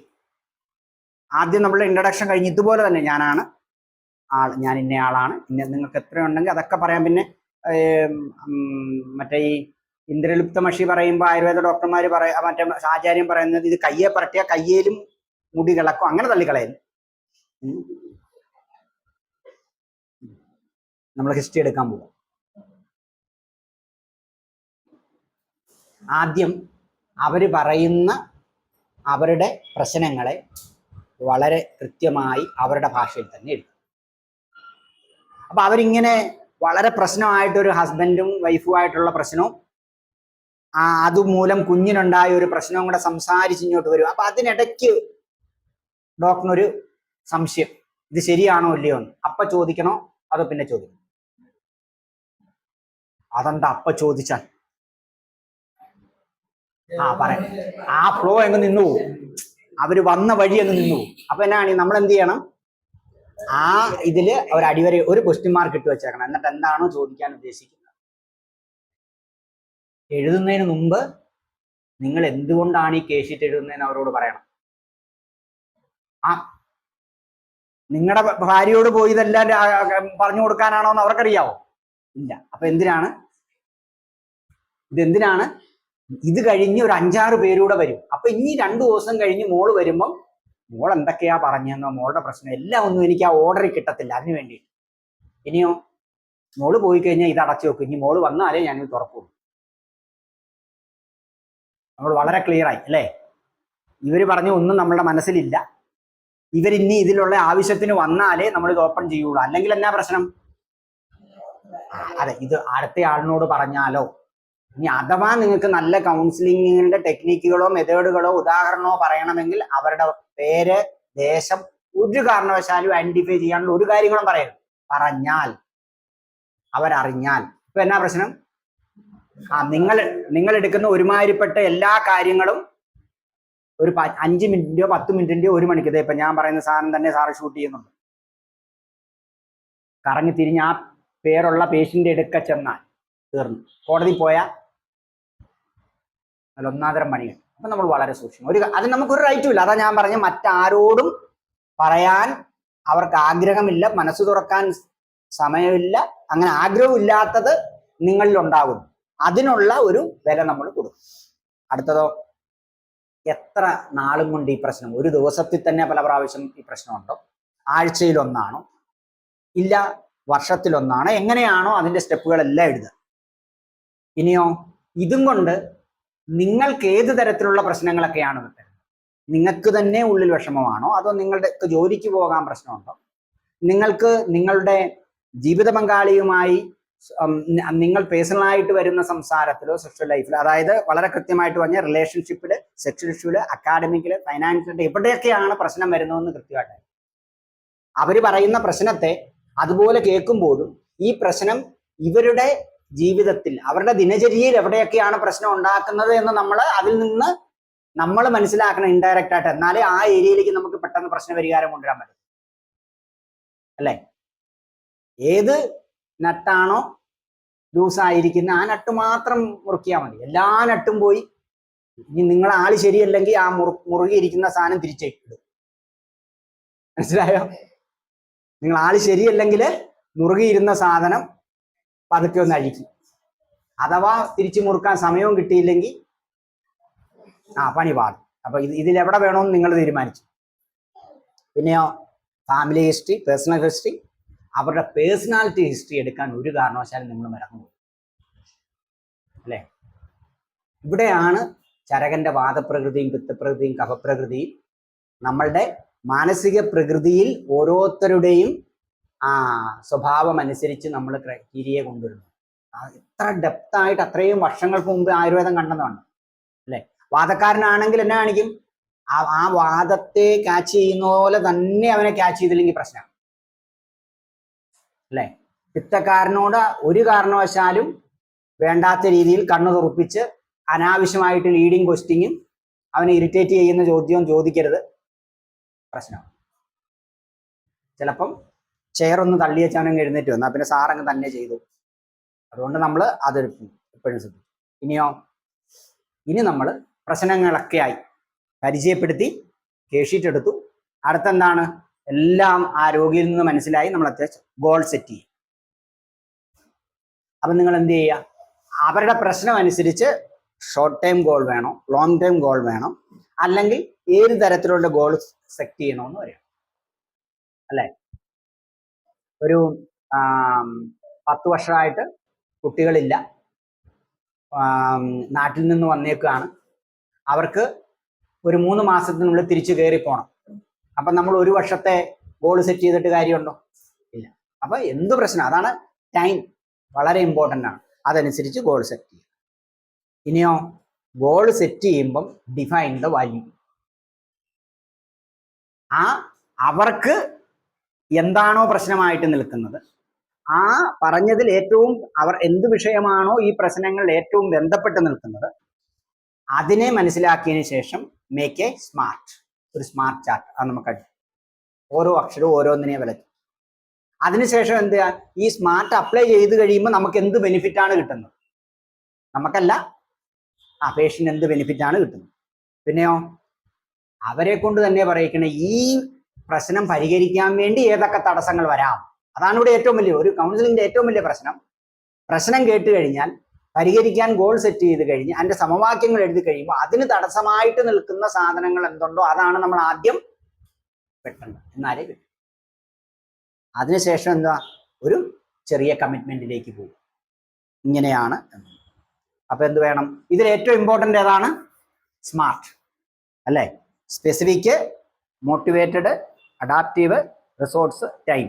വേറൊരു സൈക്കോളജിസ്റ്റ് പറയുന്നത് സ്പെസിഫിക് ആയിരിക്കണം, മെഷറബിൾ ആയിരിക്കണം, അറ്റൈനബിൾ ആയിരിക്കണം, റെലവൻ്റ് ആയിരിക്കണം, ടൈം ബോണ്ട് ആയിരിക്കണം അല്ലേ.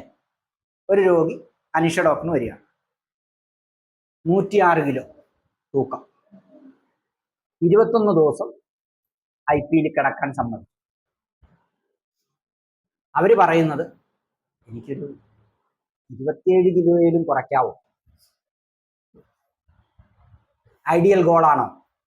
അല്ല, 21 ദിവസം എന്ന് പറഞ്ഞാൽ മിനിമം 1 കിലോയുടെ അടുത്തെങ്കിലും കുറഞ്ഞാലേ സാധനം. ഗോൾ സെറ്റ് ചെയ്യുമ്പോൾ നമ്മൾ ശ്രദ്ധിക്കേണ്ടതാ.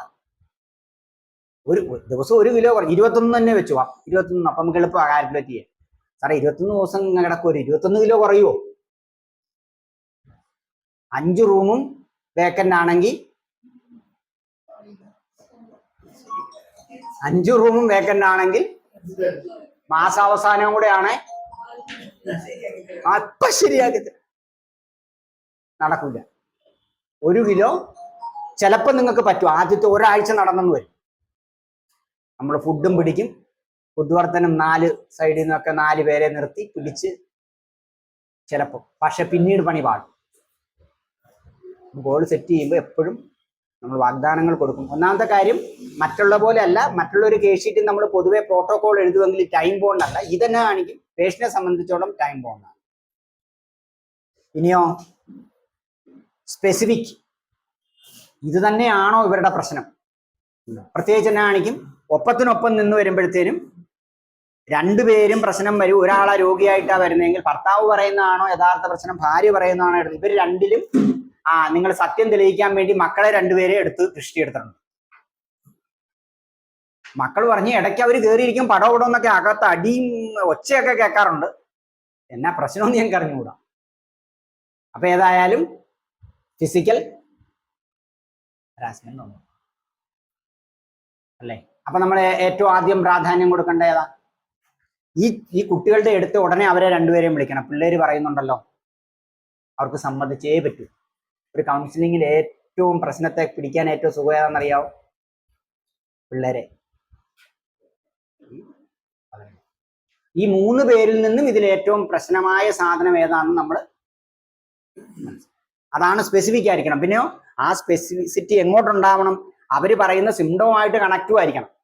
നമ്മളൊരു സാധനം സെലക്ട് ചെയ്ത് വെച്ച് അവരുടെ വിഷയവുമായിട്ട് അതിന് ബന്ധമില്ലെങ്കിൽ പോയി സ്പെസിഫിക്. പിന്നെയോ ആ ഒരു ട്രാക്ക് പ്രോഗ്രസ് ചെയ്യാൻ വേണ്ടിയിട്ട് അതൊരു മെഷറബിൾ ആയിരിക്കും. ആ തമ്മിലുള്ള ബന്ധവും പ്രശ്നങ്ങളും നമുക്ക് അടിയന്തരമായി പിന്നെ കൊണ്ടുവരുന്ന എല്ലാ കാര്യങ്ങളും അറ്റൈനബിൾ ആയിരിക്കണം, പോസിബിൾ ആൻഡ് റിയലിസ്റ്റിക്. ചുമ്മാ നമ്മൾ പാഴ്വാക്ക് പറയാൻ പാടില്ല. പിന്നെയോ റെലവൻ്റ് ആയിരിക്കും. പിന്നെ ഞാൻ പറഞ്ഞ ഈ വക കാര്യം, അതായത് ടൈം. അപ്പൊ സ്പെസിഫിക് കൃത്യമായില്ല. അപ്പൊ ഏത് കേസ് എടുക്കുമ്പോൾ ഇത് അറ്റ്ലീസ്റ്റ് പേഷ്യന്റിനോട് പറഞ്ഞില്ലെങ്കിൽ പോലും നമ്മുടെ മനസ്സിലുണ്ടാവും, അല്ലെ? എത്ര നാളും കൊണ്ട് നമുക്കിത് പറ്റും. അപ്പം ഈ സ്പെസിഫിക് പറയുമ്പോൾ നമുക്ക് ഇച്ചിരി കൂടെ അവരോട് സ്പെസിഫിക് ആയിട്ട് സംസാരിക്കാം. അമ്മേ, തേയ്മാനം ഇച്ചിരി കൂടുതലാകട്ടോ, എന്നാലും നമുക്ക് കുറയ്ക്കാം എന്നുള്ള രീതിയിൽ നമ്മൾ അവതരിപ്പിക്കും. ഇനിയോ അപ്പോഴും നിങ്ങളുടെ മനസ്സിൽ കുറച്ചേറെ ചോദ്യങ്ങൾ വരും. എന്തുകൊണ്ടാണ് ഞാൻ ഈ മെത്തേഡിലൂടെ ഈ പ്രശ്ന പരിഹാരത്തിന് പോകുന്നത്, അല്ലേ? കാരണം നിങ്ങളിടുന്ന 3 മെത്തേഡുകളിൽ നിന്നൊന്നാണ് ആരെടുക്കുന്നത്? അദ്ദേഹത്തിന് ഏറ്റവും സൂട്ടബിളായ, അദ്ദേഹത്തിന്റെ മനസ്സനുസരിച്ച്, അദ്ദേഹത്തിന്റെ കുടുംബ സാഹചര്യം അനുസരിച്ച്, ഇപ്പോഴത്തെ അദ്ദേഹത്തിന്റെ സാമ്പത്തിക വ്യവസ്ഥയൊക്കെ അനുസരിച്ചാണ് ആ ഗോൾ അദ്ദേഹം സെറ്റ് ചെയ്യുന്നത്. പിന്നെയോ എങ്ങനെ ഞാൻ ഇതിലേക്ക് പോകും? പറഞ്ഞാൽ പോരല്ലോ, ഇതിനകത്തോട്ട് പോണമല്ലോ. രണ്ടാമത്, ഈ ഇടുന്ന കാര്യങ്ങളിലെല്ലാം ഈ ആൾ എൻ്റെ ഒപ്പം ഉണ്ടാവുമോ, അല്ലേ? നല്ല സക്സസ് ആവും. നമ്മൾ ഇടുന്ന 1 മാസത്തെ പ്ലാൻ ആണെങ്കിൽ 1 മാസവും ഇദ്ദേഹത്തിന് എൻ്റെ ഒപ്പം ഉണ്ടാകാൻ പറ്റുമോ, അത് നമ്മൾ മനസ്സിൽ കാണും. ഇനി ആരുടെയൊക്കെ ഭാഗത്തു നിന്ന് ഈ പ്രശ്നം പരിഹരിക്കാൻ എനിക്ക് സപ്പോർട്ട് കിട്ടും? ഭാര്യയാണെങ്കിൽ ഭർത്താവ് സഹായിക്കുമോ, കുട്ടികൾ സഹായിക്കുമോ, വീട്ടുകാർ സഹായിക്കുമോ, അല്ലെ? ഒന്നും വേണ്ട, നിങ്ങൾ കൊടുക്കുന്നത് മനസ്സിനെ ശാന്തമാക്കാനുള്ള ഒരു ശവാസനമാണ്. ആ 45 മിനിറ്റെങ്കിലും രാവിലെയും വൈകിട്ടും സ്വസ്ഥമായി അവർക്ക് ഇരിക്കാൻ ഒരു സമയമുണ്ടോ, സാഹചര്യമുണ്ടോ എന്ന് നമ്മൾ ഉറപ്പിക്കും. അപ്പം നമുക്കൊരു കാര്യങ്ങൾ നിർദ്ദേശിക്കാൻ എളുപ്പമാണ്, പക്ഷെ അത് പേഷ്യന്റ് സൈഡിൽ നിന്ന് പ്രാവർത്തികമാക്കുവാൻ സാധിക്കുന്നുണ്ടോ എന്നുള്ളത് എപ്പോഴും നമ്മൾ നോക്കണം, അല്ലേ? നമ്മള് കോലകുളത്താളിയോ കൊട്ടൻ ചുക്കാതിയോ വെച്ച് നമ്മുടെ വീട്ടിൽ അല്ല നമ്മുടെ ഹോസ്പിറ്റലിൽ വന്ന് കിഴി ചെയ്യാൻ പറയുമ്പം അതൊരു കാരണവശാലും അവർക്ക് നടക്കുകയില്ലാത്ത സാഹചര്യമാണ് എങ്കിൽ നമ്മൾ അതിൽ നിന്ന് ഉറപ്പായിട്ട് മാറും, അല്ലേ? അല്പം മണലും ഉപ്പൂടെ നമ്മൾ താഴോട്ട് വരിക, പറത്തിട്ട് വീട്ടിൽ തന്നെ കിഴി കൊടുക്കുക. കാരണം നമ്മുടെ അടുക്ക വരാനുള്ള പൈസ ഇല്ല, വരാൻ പറ്റാത്ത സാഹചര്യമാണ്. അതേപോലെ തന്നെ ഇവിടെയും പേഷ്യന്റ് സാഹചര്യം അനുസരിച്ച് നമ്മൾ ഈ സ്മാർട്ട് സെറ്റ് ചെയ്യുമ്പം നമ്മൾ വളരെ വളരെ ആഴത്തിൽ പഠിച്ചുകൊണ്ട് വേണം പോകും. വീണ്ടും ഒന്നുകൂടെ നോക്കണം, ഇങ്ങനെ ഞാൻ സെറ്റ് ചെയ്യുമ്പോഴും ഏതൊക്കെ തടസ്സങ്ങൾ എനിക്ക് വരാം. ഒന്നുകൂടെ തടസ്സങ്ങളാണ് എപ്പോഴും വീണ്ടും നമ്മൾ, കാരണം തടസ്സം മാറിയാലേ നമുക്ക് മുന്നോട്ട് പോകാം. ഇനി ഈ എല്ലാം സെറ്റ് ചെയ്യുമ്പോൾ ഇവര് വരുന്ന സമയത്തെല്ലാം തന്നെ നമ്മൾ പറയുന്ന സെറ്റ് ചെയ്യുന്ന സമയത്തെല്ലാം എനിക്ക് കൃത്യമായിട്ട് അവൈലബിൾ ആക്കാൻ പറ്റുന്നു. ഇത്രയും സെറ്റ് ചെയ്ത് കഴിഞ്ഞാൽ നമുക്ക് പ്രശ്ന പരിഹാരത്തിലേക്ക് കടക്കാം, സ്മാർട്ടായി ഇന്റർവെൻഷൻ. പിന്നെ നമ്മൾ ചോദിക്കുകയാണ്, ഇതിലേറ്റവും എന്ത് ആലോചിക്കുമ്പോഴാണ്, എന്ത് കാണുമ്പോഴാണ്, എന്ത് കേൾക്കുമ്പോഴാണ് ഈ പ്രശ്നം അങ്ങ് കൂടുന്നത്, അല്ലേ? നമുക്ക് തന്നെ അറിയാം, കൂടെ പഠിച്ചവരിൽ എല്ലാ സന്തോഷത്തോടും കൂടി നമ്മൾ ആ BAMS പഠിക്കുന്ന ഗ്രൂപ്പിലോട്ട് ചെന്നപ്പോഴത്തേനും, അല്ലേ, ആദ്യം കണ്ടതേ ഒരിക്കലും കാണരുതെന്ന് വിചാരിച്ചൊരു മുഖം, അല്ലെ? നമ്മൾ അങ്ങോട്ടൊരു ലെറ്റർ കൊടുത്തതിന്റെ ആവാം, ചിലപ്പോൾ ഇങ്ങോട്ടൊരു ലെറ്റർ കൊടുത്തതിന്റെ ആവാം. ഞാൻ ഉദാഹരണം പറയാം. അതേപോലെ തന്നെ ഇവിടെയും അവർക്ക് എന്ത് കാണുമ്പോഴാണോ, എന്ത് കേൾക്കുമ്പോഴാണോ, എന്തിനെ ചിന്തിക്കുമ്പോഴാണ്, എന്ത് ഓർമ്മയിൽ വരുമ്പോഴാണോ, അല്ലെ?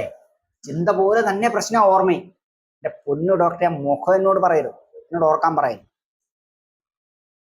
അത് പണ്ടേ ഞാൻ കത്തിച്ചു കളഞ്ഞ.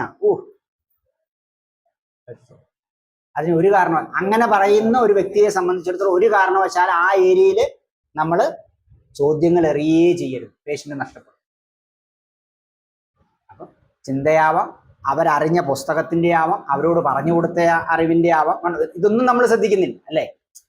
അവര് കണ്ട യൂട്യൂബറുടെ പ്രശ്നമാവാം, അവരോട് പറഞ്ഞു കൊടുത്തൊരു ഏതെങ്കിലും ഒരു സന്യാസിയുടെയോ അച്ഛന്റെയോ ഉസ്താദിന്റെയോ പ്രശ്നം അയാൾക്ക് അതറിഞ്ഞുകൂടാ അല്ലേ. മതപരമായിട്ടൊക്കെ പ്രത്യേകം സംഭവിക്കുന്ന സെക്സിന്റെ കാര്യമൊക്കെ ചുമ്മാ അടിക്കും മതഗ്രന്ഥങ്ങളുടെ പ്രകാരം, സാധാരണയായി നമുക്ക് കണ്ടുവരില്ല. അപ്പൊ അതൊന്നും അറിവിന്റെ ആണോ അവരുടെ മേഖലയിൽ പ്രശ്നം ഉണ്ടാക്കിയിരിക്കുന്നത്, ഓർമ്മയിലാണോ അവരുടെ പ്രശ്നം, അവര് തന്നെ വന്ന് ശീലിച്ചു വന്ന കാര്യങ്ങളിൽ നിന്നാണോ പ്രശ്നം എന്നുള്ളത് വളരെ. പിന്നെയോ ഏറ്റവും കൂടുതൽ ഈ പ്രശ്നം ഉണ്ടാക്കുമ്പോൾ കൂടുതൽ വഴക്കോ കൂടുതൽ ആർഗ്യുമെന്റോ കൂടുതൽ ഫിസിക്കൽ ഹറാസ്മെന്റോ മെന്റൽ ഹറാസ്മെന്റോ വരുന്നത് ഏത് സമയത്താണ് അല്ലെ. അപ്പൊ നമ്മള് കാര്യങ്ങൾ വർക്കുകൾ കൊടുക്കുമ്പോൾ ഏത് സമയത്ത് കൊടുക്കണം? ഈ പ്രശ്നം ഏറ്റവും ഉണ്ടാകുന്ന സമയത്ത് തന്നെ കൊടുക്കണം. കാരണം അപ്പൊ അതിനു വേണ്ടിയിട്ട് അവർ ആ സമയം മാറ്റി വെച്ചേക്കും അല്ലേ.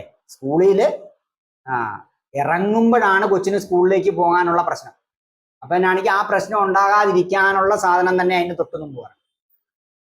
നീ ഒരു ചോക്ലേറ്റ് ഒക്കെ വായിലിട്ടോണ്ട് കൃത്യമായിട്ടൊന്നും പേടിക്കേണ്ട, സ്കൂളിൽ പോകും. വണ്ടിയെ കയറുന്നതാണ് പേടിയെങ്കിൽ അത്, സ്കൂളിൽ പോയി ഏതെങ്കിലും ടീച്ചറിനെ കാണുന്നതാണെങ്കിൽ അത് എന്ത് വേണേലും ആകും. അപ്പം നമ്മൾ പറഞ്ഞ ഈ മെത്തേഡുകൾ നമുക്ക് വരുന്ന കേസുകളിൽ നമ്മളൊരു പ്രോട്ടോകോൾ ഉണ്ടാക്കി വെക്കണം. അപ്പൊ നമുക്ക് അല്ലേ. അത് ചിലപ്പം ബെഡ് വെറ്റിംഗ് ആയിരിക്കും, ചിലപ്പം പ്രിമച്വർ ജാക്കുലേഷൻ ആയിരിക്കും, ചിലവർക്ക് പഠനത്തിനോടുള്ള ഇഷ്ടക്കുറവായിരിക്കും, ചിലവർക്ക് ഡ്രഗ് ആയിരിക്കും, ഏത് തരത്തിൽ നിന്ന് വേണേലും വരാം. പിന്നെയോ അതുപോലെ തന്നെ ഇംപ്ലിമെന്റും അതുപോലെ തന്നെ ഇമോഷണൽ സപ്പോർട്ട്, എമ്പതി, ഈ വക കാര്യങ്ങളെല്ലാം അതിനകത്ത് ഉണ്ട്. ഒരു കാര്യം മാത്രം നിങ്ങൾ ചെയ്യാൻ പാടില്ല, ജഡ്ജ്മെന്റലാവും, മുൻവിധിയോടുകൂടി അല്ലെ. നിങ്ങൾക്ക് ചിലപ്പോൾ ഇതേപോലുള്ള പല കേസുകളും വന്നിട്ടുണ്ടാവും അല്ലെ, പല കേസുകളും വന്നിട്ടുണ്ടാവും. പക്ഷെ ഈ കേസ് അതല്ല, നമുക്ക് പറ്റുന്ന പ്രശ്നം അതാ ഞാൻ പറഞ്ഞ് ആദ്യം തുടങ്ങിയത് മുട്ടുവേദനയെന്ന് പറഞ്ഞു പോയോ രാസനേരണ്ടാതി അവിടെ നിന്ന് ഉരുണ്ട് വീഴും അല്ലേ. പിന്നെ പറഞ്ഞു പോയ രാസനാരണ്ടാതി, പിന്നെ യോഗരാജാണോ വേറെ ആണോ ഉരുണ്ടെന്ന് നമ്മൾ ഓർക്കണം. അത് പാടില്ല. ഇദ്ദേഹത്തിന്റെ പ്രായം വേറെ, മനസ്സ് വേറെ, ശരീരം വേറെ, കാലാവസ്ഥ വേറെ. രാസനാരണ്ടാതി മാത്രം അത്രയും ഗഹനമായി നമ്മൾ പേഷ്യന്റിന്റെ വാക്കുകൾക്ക് പ്രാധാന്യം കൊടുക്കണമെന്നാണ് ആചാര്യം പറയുന്നത്. ഇന്റർവെൻഷൻ ആദ്യം പറ്റുമെങ്കിൽ കൊടുക്കേണ്ടത് അദ്ദേഹത്തിന്റെ ലൈഫ് സ്റ്റൈലിന് മാറ്റങ്ങൾ. അതാണ് ഏറ്റവും എളുപ്പം. ദിനചര്യയിൽ വരുത്തുന്ന മാറ്റങ്ങളാണ് അവർക്ക് ഏറ്റവും അധികം. ആരോടെങ്കിലും സഹായം ചോദിക്കാനുണ്ട്, ആരോടെങ്കിലും ആ സമയത്ത് ഡിസ്കസ് ചെയ്യാനോ അല്ലെങ്കിൽ ഒരു റിസോഴ്സ് ഫൈൻഡിങ്ങിന്റെ ഏരിയ ഉണ്ടെങ്കിൽ അതിലേക്ക് കൊണ്ടുവരിക. സെൽഫ് എസ്റ്റീം ഇഷ്യൂ ആണോ, സെൽഫ് ആയിട്ട് അവർക്ക് ആത്മാർത്ഥപരമായിട്ട് അവർക്ക് കാര്യങ്ങളെ പഠിക്കാനോ അല്ലെങ്കിൽ ആരോടെങ്കിലും തുറന്നു പറയാനോ അങ്ങനെയുള്ള പ്രശ്നങ്ങളാണ്, അതിനൊക്കെ സൊല്യൂഷൻ കണ്ടത്. തീർച്ചയായിട്ടും അങ്ങനെ വരുമ്പോൾ എന്നാണിക്കും, ഒരു കുടുംബപരമായ ബന്ധമാണ് എങ്കിൽ കുടുംബത്തിൽ ആരോടും പറയാൻ പറ്റത്തില്ല, അവിടെയാണ് നമുക്ക് പ്രശ്നം. കുടുംബപരമായ പ്രശ്നമാണെങ്കിൽ കുടുംബത്തിലുള്ളവരോട് തുറന്നു പറയാൻ പറ്റും. അപ്പൊ നമ്മൾ എന്നാ കാണിക്കുക, അതിന് പറ്റിയ ആളിനെ നമ്മൾ സജസ്റ്റ് ചെയ്യും, അവർക്ക് ഏറ്റവും അടുപ്പമുള്ള അത് അവർ തന്നെ പറയും. അതിനുശേഷം യോഗ, ബ്രീത്തിങ് എക്സസൈസുകൾ, നല്ല ഏറ്റവും വേണ്ടത് എന്നാന്ന് ചോദിച്ചു കഴിഞ്ഞാൽ വ്യായാമം, ഈ സാധനങ്ങളെ ഒക്കെ. അവിടെ എന്നാ കാണിക്കണം, നമ്മൾ ഒരു കാരണവശാലും ആയുർവേദക്കാർ അവരുടെ ബേസിക് പ്രിൻസിപ്പിൾ പോകരുത്. ഒരു വാതരോഗിയെ ചികിത്സിക്കുമ്പം സുഖശീലത, അവന് ഓൾറെഡി തന്നെ അവന്റെ സന്ധി എല്ലാം ചുമ്മാ കിടന്ന് ഇളകിക്കൊണ്ടിരിക്കുക, അതിന്റെ കൂടെ പിന്നെയും കൊണ്ട് അവൻ വ്യായാമം. കാരണം നിസ്സുഖത്വം സുഖായജ, ആർക്ക്? കഫത്തിന്. അവന് കൂടെ എക്സസൈസ്. കണ്ട കാര്യങ്ങൾ പോയണ്ട. വാദപ്രധാനിയായ ഒരാൾക്ക് നല്ല ഒന്നാന്തരം ശവാസനം, നല്ല ഒന്നാന്തരം താടകക്രിയ, നല്ല യജമാനാണെന്നും പറഞ്ഞുകൊണ്ട് കസേരയിൽ നല്ല പേപ്പറൊക്കെ വായിച്ചിരിക്കുക, അവന് സുഖശീലതയാണ് വേണ്ടത്. കഫത്തെ സംബന്ധിച്ചിടത്തോളം ഇതിന്റെ മധ്യത്തിൽ പിത്തത്തെ നിർത്തും. ഉഷ്ണതീഷ്ണമായിട്ടുള്ള സാധനങ്ങൾ അകത്ത് പോകുന്നുണ്ട്, അതവൻ ആദ്യം നിർത്തുക. പിത്തത്തിനെ സംബന്ധിച്ച് അതാണ് അല്ലെ.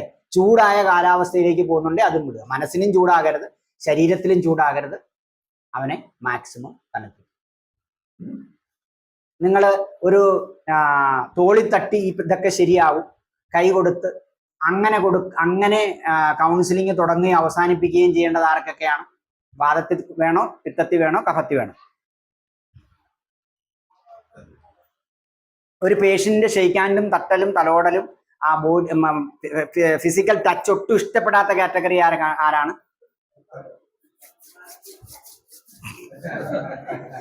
അവളിപ്പോഴേ ഡോക്ടറായി.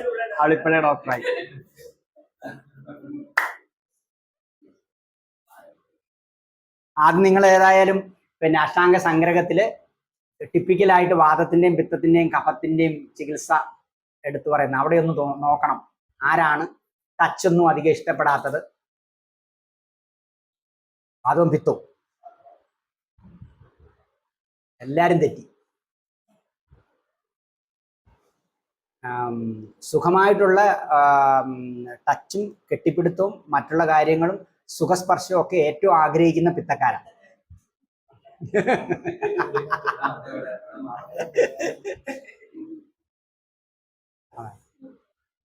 അതെ, വളരെ കൃത്യമാണ്. അവരെ പറ്റുമെങ്കിൽ ശീതളമായ ഗ്രഹത്തിൽ കൊണ്ടിരുത്തിയിട്ട് കൊണ്ട് കൗൺസിലിംഗ് ചെയ്യാനാ പറയുന്നത്.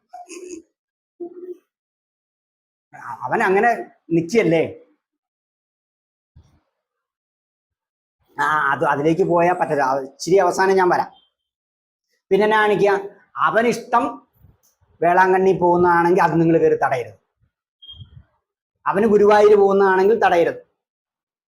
കാരണം അവൻ സന്തോഷിച്ചുകൊണ്ട് ഈ കാര്യങ്ങളെ മാറ്റിവെക്കാൻ ആഗ്രഹിക്കുന്ന ഒരേ ഒരു സാധനമാണ്. അത് നമ്മൾ വിട്ടു പാടില്ല. അതെവിടുന്ന് വന്നതാ?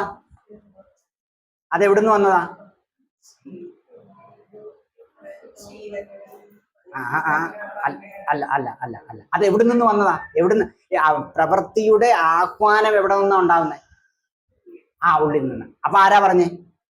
ആത്മാവ്. അതിന്റെ ഫസ്റ്റ് സൊല്യൂഷൻ അല്ലേ?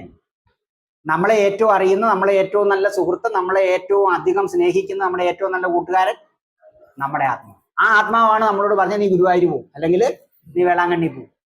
അപ്പൊ അത് തന്നെ ഏറ്റവും ഉള്ളത്. നമ്മൾ ആരാണ്? അത്രയും എക്സ്പീരിയൻസ് ഇല്ലാതെ 1-2 മണിക്കൂർ മാത്രം പ്രശ്നങ്ങൾ കേട്ട് ആത്മാവിന്റെ ഉടമയാണ് നമ്മൾ. അവരുടെ കണ്ടെത്തലായിരിക്കുമോ ശരി, നമ്മുടെ കണ്ടെത്തലായിരിക്കുമോ ശരി. എന്നാൽ അതിനകത്ത് പിന്നെ ഒളിച്ചുതിരിവ് വല്ലതും ഉണ്ടോ എന്നുള്ളത് നിങ്ങൾ നോക്കിക്കണം. പറഞ്ഞു മനസ്സിലായല്ലോ? ചില ആൾക്കാർക്ക് അങ്ങനെയുണ്ട്. അവര് അങ്ങനെ കൗൺസിലിംഗ് വന്നു കഴിയുമ്പോഴത്തേനും അവരുടെ ബോയ് ഫ്രണ്ടുമായിട്ട് അവര് സെക്കൻഡ് AC മാത്രമേ യാത്ര ചെയ്യത്തുള്ളൂ. എല്ലാം കത്തിയാ അവർ രണ്ടുപേരും മാത്രം ഉണ്ടാവുള്ളൂ ആ കമ്പാർട്ട്മെന്റ്. ആരും അറിയില്ലല്ലോ.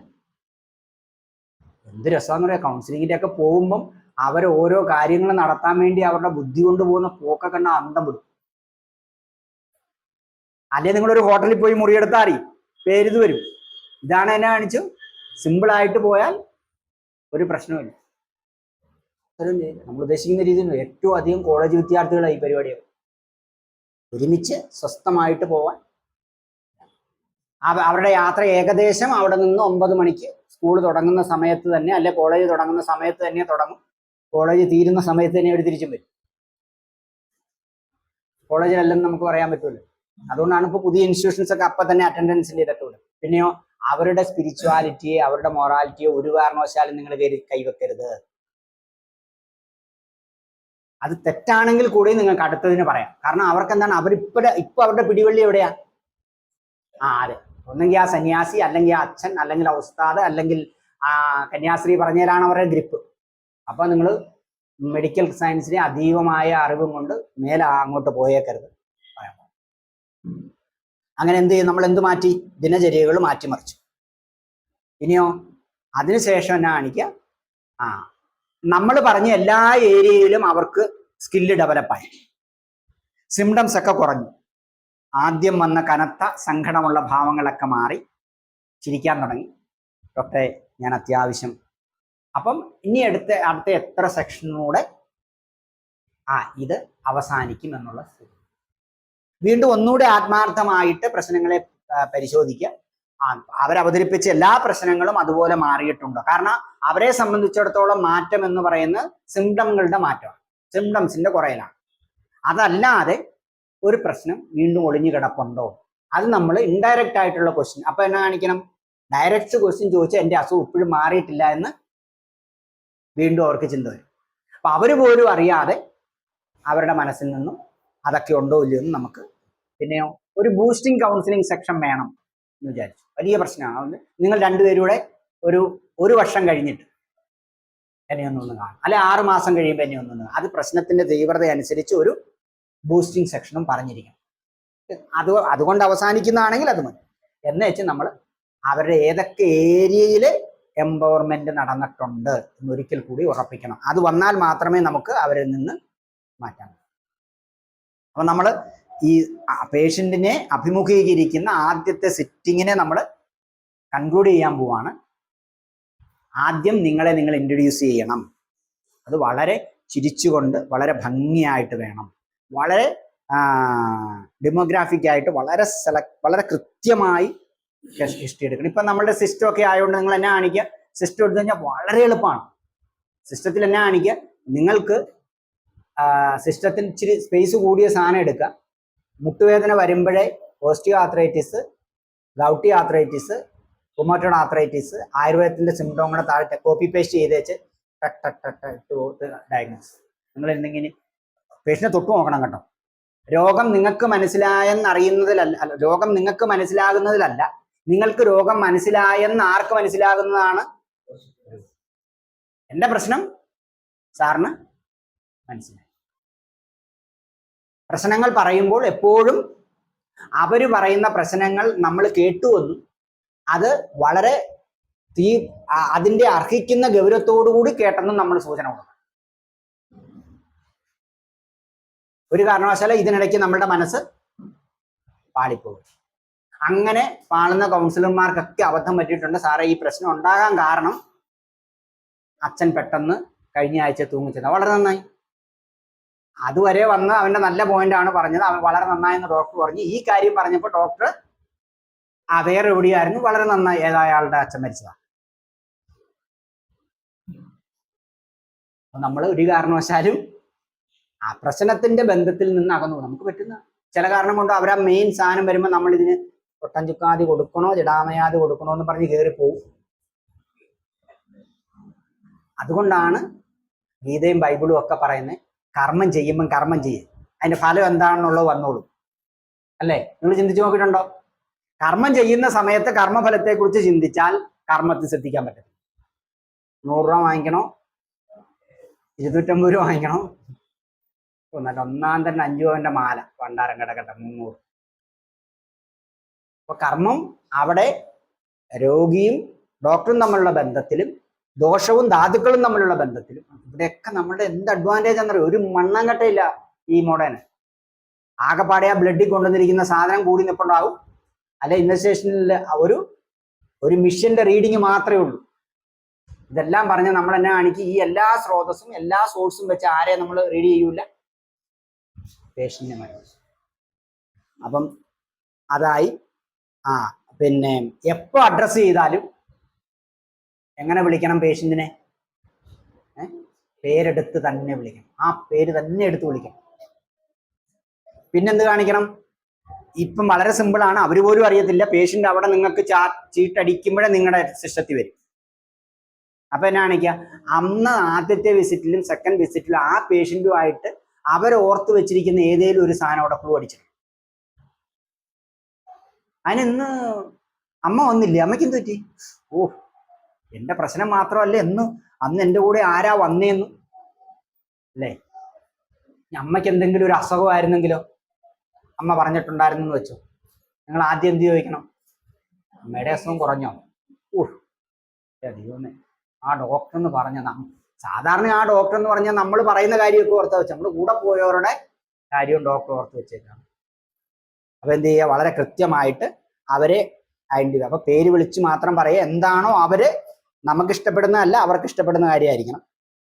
Maintain the eye contact. ഒരു കാരണവശാലും അവര് പറയുമ്പോൾ നമ്മൾ മറ്റുള്ളിടത്തോട്ട് ശ്രദ്ധിച്ചിരിക്കുകയോ അവര് നമ്മളോട് ഐ കോണ്ടാക്ട് മെയിൻറ്റെയിൻ ചെയ്തല്ല സംസാരിക്കുന്നതെങ്കിൽ വിഷമമൊന്നുമില്ലെങ്കിൽ നമുക്ക് മോൻ്റെ കണ്ണി നോക്കി തന്നെ സംസാരിക്കാം. എന്നാലേ എനിക്ക് മോൻ എവിടെയൊക്കെയാ പ്രശ്നം, എല്ലാ പ്രശ്നങ്ങളും പറയില്ല. അതിലേറ്റവും നമ്മൾ ആദ്യം പരിഹരിക്കേണ്ട പ്രശ്നം എന്താണെന്ന് മോൻ്റെ ഫേസ് കണ്ടാലേ, അല്ലെ അമ്മയുടെ ഫേസ് കണ്ടാലേ, എനിക്ക് മുഖം കണ്ടാലേ മനസ്സിലാവും. പറഞ്ഞു, അതിന് കുഴപ്പമില്ല. രണ്ടാമത്, അവരിഷ്ടപ്പെടുന്ന രീതിയിലുള്ള ഒരു ജെന്യൂൻ കെയർ ഉണ്ടാകും. അവിടെയും വീണ്ടും എടുത്തു പറയുകയാണ്, ഒരു ഡോക്ടറിന്റെ കൗൺസിലിന്റെ ഏറ്റവും വലിയ സ്കിൽ എന്ന് പറയുന്നത് ഡോണ്ട് ബി ജഡ്ജ്മെന്റ്, മുൻവിധിയോടുകൂടി പോകരുത്. ഇനിയോ എംബസൈസിങ് സ്കിൽ. എപ്പോൾ നിർത്തണം ഡോക്ടറെ? ഒരു 15 മിനിറ്റ് കൂടെ.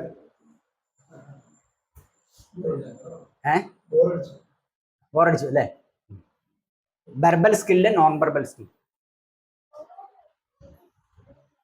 ഒരു കാരണവശാലും, പ്രത്യേകിച്ച് പ്രായമായവരൊക്കെയാണ്, അവരെ തട്ടാതെ, അവരുടെ നാഡി പരിശോധിക്കാതെ, ടെതസ്കോപ്പ്, നിങ്ങൾക്കറിയാം അവർ പറയുന്ന സ്കാപ്പുലയുടെ താഴെ വെച്ച ഒരു മണ്ണാങ്കട്ടം കിട്ടിയായിരുന്നു. പക്ഷെ എനിക്കിവിടെ നിങ്ങൾ ടെതസ്കോപ്പ് വെക്കുമ്പം അവർക്ക് അവിടെ വേദന ഉണ്ടെന്ന് പറയുന്നുണ്ട്, അവരുദ്ദേശിക്കുന്നത് അത് അവിടെ വെക്കണമെന്നാ. ചിലപ്പം നല്ല ഒന്നാം തന്നെ അബദ്ധവും പറ്റും. റിനയില് ചികിത്സ കഴിഞ്ഞ ഒരു നല്ല പണക്കാരി, അഹങ്കാരത്തിന് അതിൽ കൂടുതലുള്ള ഒരു അമ്മച്ചി.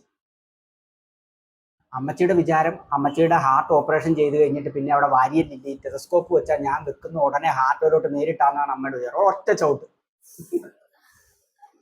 ചെറുതായിട്ട് ഒഴിഞ്ഞു കൊടുത്തോണ്ട് രക്ഷപ്പെട്ടു.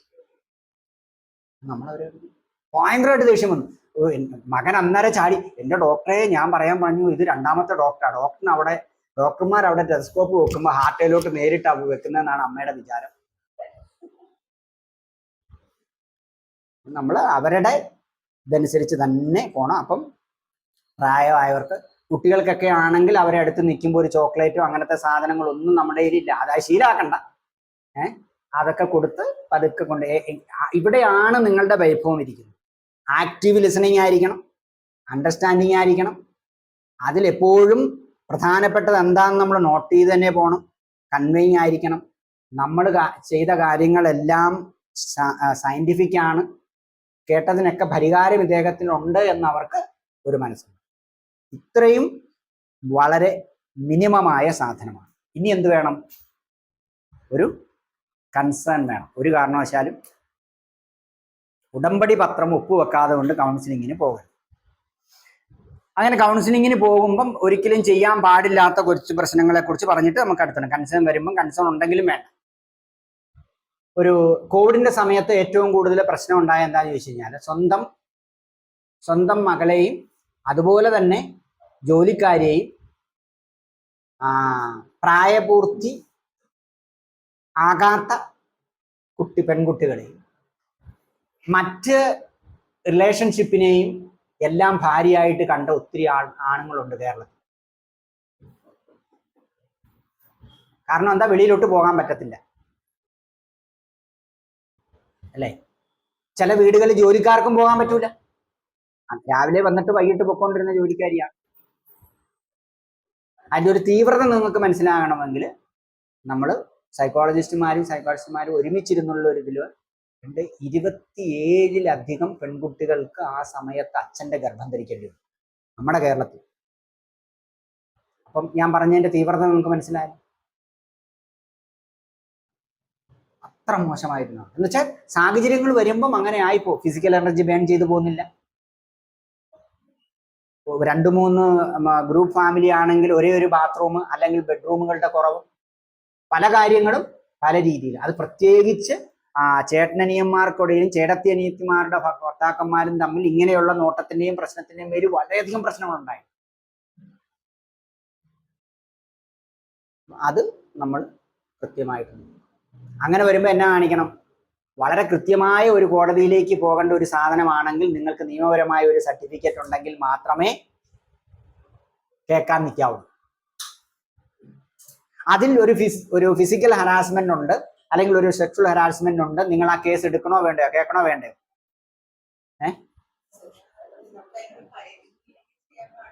ഒരു കാരണവശാലും എടുക്കരുത്. എടുത്ത അപ്പം പോലീസിനെ വിളിക്കണം. നിങ്ങളുടെ കൺസൾട്ടേഷൻ റൂമിൽ നിന്ന് അവരെ ആര് കൊണ്ടുപോകണം?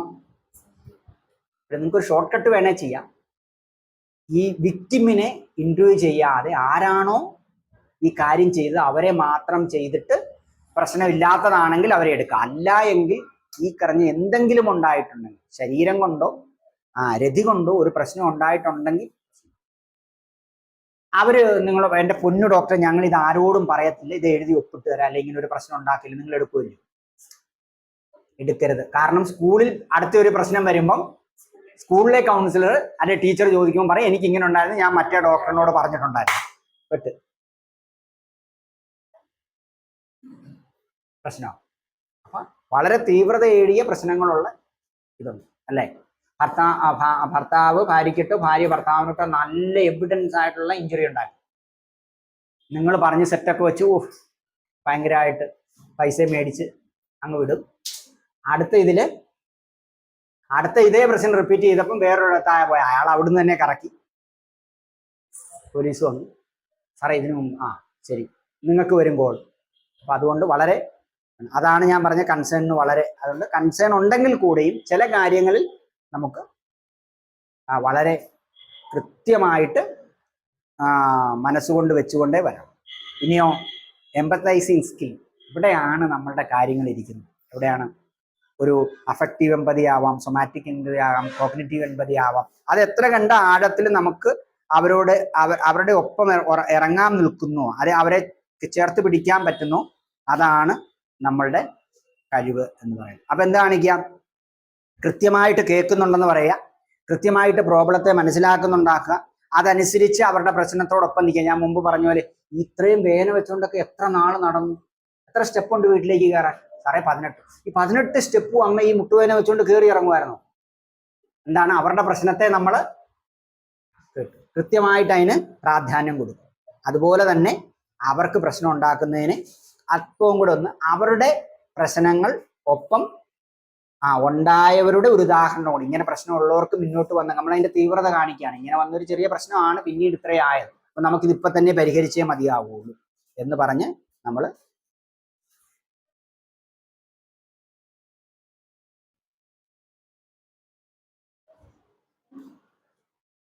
Type of counselling.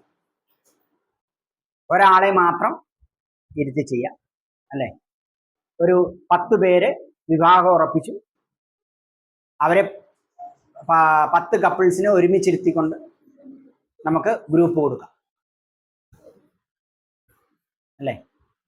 ഒരു പ്രശ്നം അഭിമുഖീകരിക്കുന്നയാളും ഒരു പ്രശ്നം പരിഹരിക്കുന്നയാളും, അല്ലെങ്കിൽ പ്രശ്നം പരിഹരിക്കാൻ വേണ്ട മനസ്സിലാക്കാൻ വേണ്ട ഒരാളിനെയും കൂടെ ചേർത്തിരുത്തിക്കൊണ്ട് കൗൺസിൽ ചെയ്യുന്ന ആള് മാത്രം ഒരുമിച്ചിരിക്കുമ്പോൾ എന്താവും? അത് ഇൻഡിവിജ്വൽ കൗൺസിലിംഗ്. 2 പേര് ഇച്ചിരി തീവ്രമായ പ്രശ്നമാണ്, ഒരു ഫീമെയിലൂടെ വേണം, ഫീമെയിൽ നിർണ്ണയിക്കാൻ ഒരു ഫീമെയിലൂടെ വേണം. 2 ഡോക്ടർമാരുണ്ട്, കേൾക്കുന്നിടത്തും 2 പേരുണ്ട്, അല്ലെ ഇവിടെ പറയുന്നവർ മാത്രം, അല്ലെങ്കിൽ പ്രശ്ന പരിഹാരം നിർദ്ദേശിക്കുന്നവര് 2 പേരുണ്ടെങ്കിൽ അത് ഗ്രൂപ്പായി. 2ഓ അതിലധികമോ വന്നാൽ ഗ്രൂപ്പായി. ആ പ്രശ്നത്തിന്റെ തീവ്രത കൊണ്ടാണ്. ഇതാണ് ആദ്യത്തെ ടൈപ്പ്. രണ്ടാമത്തേതോ directive and non directive. Directive എന്ന് പറഞ്ഞാൽ എന്താണ്? നമ്മൾ പ്രശ്നങ്ങളെല്ലാം കേട്ടതിന് ശേഷം നമ്മളുടെയും അവരുടെയും കൂടെ കാര്യങ്ങൾ എടുത്തുകൊണ്ട് അവരുടെ സജഷൻസും നമ്മുടെ തിയററ്റിക്കലായിട്ടോ അല്ലെങ്കിൽ നമ്മുടെ എക്സ്പീരിയൻസ് സാധനങ്ങളുടെ ഒരുമിച്ച് വന്നിട്ട് അതിനെ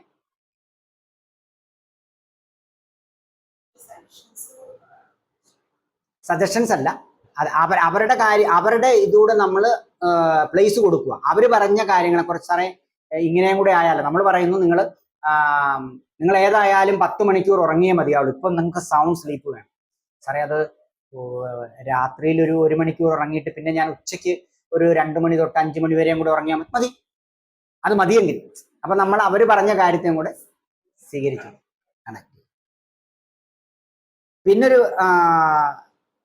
മെത്തേഡുകൾ പറയുന്നത് നമ്മുടെ പ്രീമാരിറ്റൽ കൗൺസിലിംഗ് പോലുള്ള സാധനമാണ്. പിന്നെ എന്നാ കാണിക്കുക? അവരോട് കൃത്യമായിട്ട് നമ്മൾ ഇതിൻ്റെ ഒരു വ്യത്യസ്ത തലങ്ങൾ പറഞ്ഞു കൊടുക്കുക. നമുക്ക് ഇപ്പോൾ ഒരു ഭർത്താവ് മരിച്ചതോ, അല്ലെങ്കിൽ അച്ഛൻ മരിച്ചതോ, ഭാര്യ മരിച്ചതോ, കുട്ടി നഷ്ടപ്പെട്ടതോ, അതിനൊക്കെ എന്തുണ്ടാവും? മിനിമം പീരീഡ് ഉണ്ട് അതിൽ നിന്ന് വരാൻ അല്ലേ. ചിലപ്പോൾ 6 മന്ത് ആയിരിക്കും, ചിലപ്പം 3 മന്ത് ആയിരിക്കും. പരീക്ഷ എഴുതി തോറ്റുപോയവർക്ക് ഒരു കാരണവശാൽ അന്ന് തന്നെ ആ പ്രശ്നം പരിഹരിച്ച് നമുക്ക് മുന്നോട്ട് വന്നു. അപ്പൊ അതിന്റെ ടൈം പീരീഡ്, ഇതിന് ഇത്രയും സമയം വേണം. ഇതിൽ സ്വാഭാവികമായി തിരിച്ചു വരണം. ഏത് തെറാപ്പി വന്നാലും ഇതിൽ തിരിച്ചു വരണമെങ്കിൽ ഇത്രയും സമയം തന്നെ എടുക്കും. അത് 12 കിലോമീറ്റർ ഉള്ള ഒരു ഇതിൽ വാഹനങ്ങൾ മാറി ഉപയോഗിച്ചാലും ആ സ്പീഡിന്റെ വ്യത്യാസം മാത്രമേ അല്പം വരുള്ളൂ. അവിടെ എത്താനുള്ള സമയം വരും എന്നുള്ളത് നമ്മൾ കൃത്യമായിട്ട് പറഞ്ഞു മനസ്സിലാക്കും. ഇനി role of triguna and tridosha, അത് നമ്മൾ പറയുന്ന ഒരു ആയുർവേദ ഡോക്ടറിന്റെ ഒരു ഇന്റർവെൻഷൻ എങ്ങനെ വരണം എന്നുള്ളത്. അതായത് ഈ ചാർട്ടില് 8 മനസ്സിന്റെ ഏരിയകളും നമുക്ക് എന്നാ കാണണം, കണക്റ്റഡ് ആണ്. അവന് തെറ്റായ ഓർമ്മയുണ്ടെങ്കിൽ അത് ചിന്തയായിട്ട് കണക്റ്റഡ് ആണ്. അവന് തെറ്റായ ബുദ്ധി ഉണ്ടെങ്കിൽ നോ പറയേണ്ടടുത്ത് നോ പറയുന്നില്ല, യെസ് പറയും. യെസ് പറയേണ്ടടുത്ത് നോ പറയും. അവൻ പേപ്പറിൽ നിന്നും സമൂഹത്തിൽ നിന്നും വ്യക്തിപരമായും എല്ലാം എടുക്കുന്ന അറിവുകളെല്ലാം അതിന് വിപരീതമാണ്. അവന്റെ ഓർമ്മയിൽ വരുന്നതെല്ലാം തെറ്റാണ്.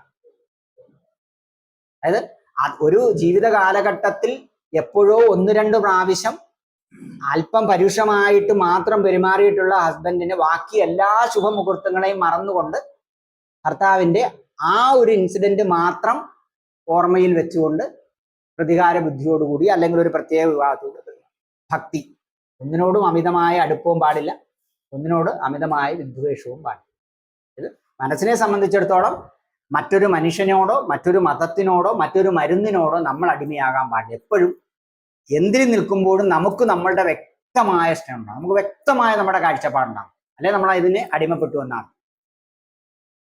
അല്ലേ, നമ്മളുടെ വ്യക്തിപരമായ കാര്യങ്ങൾ ഒരിക്കലും ഒരു മതത്തിന് ഡയറക്റ്റ് പറയാൻ പറ്റുന്ന കാര്യമില്ല. കോമൺ ആയ ഏത് മതമായ മരുന്നായാൽ പോയി, പിന്നെ ആ മരുന്ന് പറയുന്നിടത്തൂടെ നമ്മൾ പോകും. മറ്റൊരു മനുഷ്യനായാലും അത് തന്നെയാ പ്രശ്നം. അല്ലേ, ചിലപ്പോൾ നമുക്കറിയാം ഒരു ഗുഡ് മോർണിംഗ് കൊടുത്തില്ലെങ്കിൽ നമുക്ക് പ്രശ്നം. വീട്ടിലുള്ള ആൾക്ക് ബെഡ് കോഫി കൊടുക്കാത്തതിൽ പ്രശ്നമൊന്നുമില്ല, മറ്റേ പുള്ളിക്ക് ഒരു ഗുഡ് മോർണിംഗ് കൊടുത്തില്ലെങ്കിൽ ഒരു പ്രശ്നം. അപ്പൊ അതുകൊണ്ട് ഒരു മനുഷ്യനോടുള്ള അടുപ്പം വേണ്ട. അപ്പൊ അത് ശീലത്തിലായി, ചേഷ്ടയിലായി, ആചാരത്തിലായി, എല്ലാ ഏകരയിലും ചിന്തയായിട്ട് കണക്റ്റഡ് ആണെന്നാണ് അവിടെ പറയുന്നത്. ഇതെന്ത് വേണം? മെന്റൽ റിട്ടാർഡേഷൻ ആയാലും, ലേണിംഗ് ഡിസോർഡർ ആയാലും, സ്കിൽ ഡിസോർഡർ ആയാലും, ആൻസൈറ്റി ഡിസോർഡർ ആയാലും ഒരു ആയുർവേദ ഡോക്ടറിനെ സംബന്ധിച്ചിടത്തോളം ഈ 8 ഏരിയയും മനസ്സിലുണ്ടാവും. ഇവിടെ എവിടുന്നാണ് ട്രിഗർ കയറി വരുന്നത്, എവിടുന്നാണ് പ്രശ്നം കയറി വരുന്നതെന്ന് നമ്മൾ മനസ്സിലാകുന്നുണ്ടോ? അപ്പൊ എന്നാ കാണിക്കാം, നിങ്ങളുടെ അടുക്ക് വന്നിരിക്കുന്ന ഒരു രോഗിക്ക്, ഞാൻ അതിന്റെ ക്യാരക്ടർ ഒന്നും പോകുന്നില്ല, അങ്ങ് ഇമാജിൻ ചെയ്യുകയാണ്, ഒരു കഫവും തമസും കൂടെ കൂടിയ ആളാണ്. നിങ്ങൾ എങ്ങനെയായിരിക്കും നിങ്ങളുടെ കസേരയിൽ ഇരിക്കുന്ന ആ പേഷ്യന്റ് ഇരിക്കുന്ന കസേരയിൽ നിങ്ങളാണ് എങ്ങനെ ബിഹേവ് ചെയ്യുമെന്ന് പറയാം?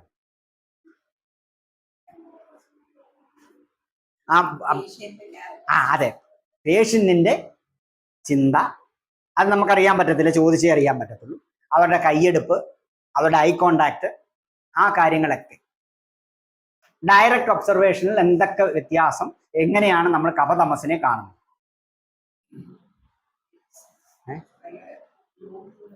അതെ, ഒരു ഒന്നാന്തരം സിമെന്റ് ചാക്കിരിക്കുന്ന പോലെ അതിരിക്കുന്നു ഏതോ ഒരു ലോകത്ത്. കാരണം വെളിച്ചമില്ല, തമസല്ല, പക്ക ഇരുട്ട്. അതിന് കൂടെ നിൽക്കുന്ന ആരാണ്? സ്ഥിരത്വവും കനവും ഒരു കാരണവശാലും സ്വന്തം പവർ വിട്ടുകൊടുക്കാത്ത അവരെ നമ്മളിലേക്ക് അടുപ്പിക്കാൻ തന്നെ പാടായി. കാരണം അവന് ഇൻസൈറ്റ് ഇല്ല. അവൻ ആ പ്രശ്നമെന്ന് പറഞ്ഞാൽ പോലും അവൻ ഉടനെ അംഗീകരിക്കും. അപ്പൊ എന്നാ കാണിക്കും? ആ കഫ പ്രിഡോമിനന്റ് ആയ, തമോ പ്രിഡോമിനന്റ് ആയ അവന്റെ ചിന്തയും ബുദ്ധിയും ഈ പറഞ്ഞ 8 ഏരിയയും നമ്മൾ കാണും. 8 ഏരിയയും കാണും. അപ്പം അങ്ങനെ കഫ പ്രിഡോമിനന്റ് ആയ ഒരാളുടെ മെമ്മറിയിൽ നിന്ന്, തമോ പ്രിഡോമിനന്റ് ആയ ഒരു മെമ്മറിയിൽ നിന്ന് ഒരാളെ മാറ്റാൻ നമുക്ക് ഭയങ്കര പാടാണ്. കാരണം കഫത്തിന്റെ ഏറ്റവും വലിയ നാച്ചർ എന്താണ്? സ്റ്റിക്കി. പറഞ്ഞു മനസ്സിലായോ? ഇവൻ എക്സസൈസ് കൊടുക്കണോ?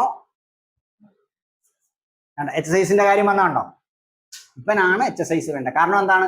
സ്രോതോരോധം മാറണം, എല്ലാ ദ്വാരങ്ങളും ഓപ്പൺ ആവണം, അവന്റെ സ്വേദം നല്ലപോലെ വെളിയിലേക്ക് വരണം. ഇവനാണ് ഐഡിയൽ എക്സസൈസ്. 2 നേരവും കൊടുക്കും, രാവിലെ 45 മിനിറ്റ്, വൈകിട്ട് 45 മിനിറ്റ്. പറ്റുമെങ്കിൽ ഇവനെ കൊണ്ട് സ്റ്റീമിലും കയറ്റണം. എന്തുകൊണ്ടാ? Yes, steam. ഉഷ്ണം തമസിന്റെയും കഫത്തിന്റെയും നേരെ ഓപ്പോസിറ്റ്. സ്നിഗ്ധം വേണോ രൂക്ഷം വേണോ? യെസ്, സ്നിഗ്ധം ഉഷ്ണം കൊടുത്തോ പോയി. അപ്പൊ സുഖം ഉണ്ടാവോ? യെസ്, അപ്പൊ സുഖം ഉണ്ടാവും. 45 മിനിറ്റ്, ഒരു മുഹൂർത്തം വരെ നല്ല സുഖമായിരിക്കും. പിന്നെ നിങ്ങൾ കൊടുത്ത ദ്രവവും ആ എണ്ണയും കൂടെ അതിന്റെ ബാക്കി ചാനലിലൂടെ പൂശിട്ട് വരും. കോൺക്രീറ്റ് ആകാനിരുന്ന ഓൾറെഡി അവിടെ സിമെന്റും മെറ്റലും മണലും എല്ലാം കൊണ്ട് മിശ്രിതമായിരുന്നു. നിങ്ങൾ കുറച്ച് വെള്ളവും കൂടെ ഒഴിച്ചു കൊടുത്തു. ഒരു 3 ദിവസം കഴിഞ്ഞാൽ പിന്നെ ആരടിച്ചാലും പൊട്ടൂല. സെറ്റായി. ഇത് ഇത്രയും ഗഹനമായിട്ട് തന്നെ പറയുന്നുണ്ട് കേട്ടോ. അവന് ഒരു 60 കിലോ ബോഡി വെയിറ്റ് കൂടെ കൂടുതലാണ്. ആരാ അപ്പൊ തൊട്ടടുത്ത? മേധസ്. ഡോക്ടർ കാര്യം മനസ്സിലായ? ഓൾറെഡി അവന് ഇത് തമസ് കൂടുതൽ, കഫമാണ്. അവൻ എന്നാ കാണിക്കുന്നത്? അവന്റെ ഏജ് ബേസിൽ ഒരു 60 കിലോയും കൂടെ കൂടുതൽ. 60 വേണ്ട, 10 മതി. ഒന്നും വർക്കൗട്ട് ആവും. അപ്പൊ അതനുസരിച്ച് വീണ്ടും നമ്മൾ ബോഡി അപ്പം എന്നാ കാണിക്കണം? പറ്റുമെങ്കിൽ അവന് ഉദ്വർത്തനവും കൂടെ കൊടുക്കും. ഉദ്വർത്തരം, കഫകരം, മേധസക പ്രവിലായനം, സ്ഥിരീകരണം, അങ്കാരം. കണ്ട എത്ര കറക്റ്റായിട്ടാന്ന് വരുന്നുണ്ടോ?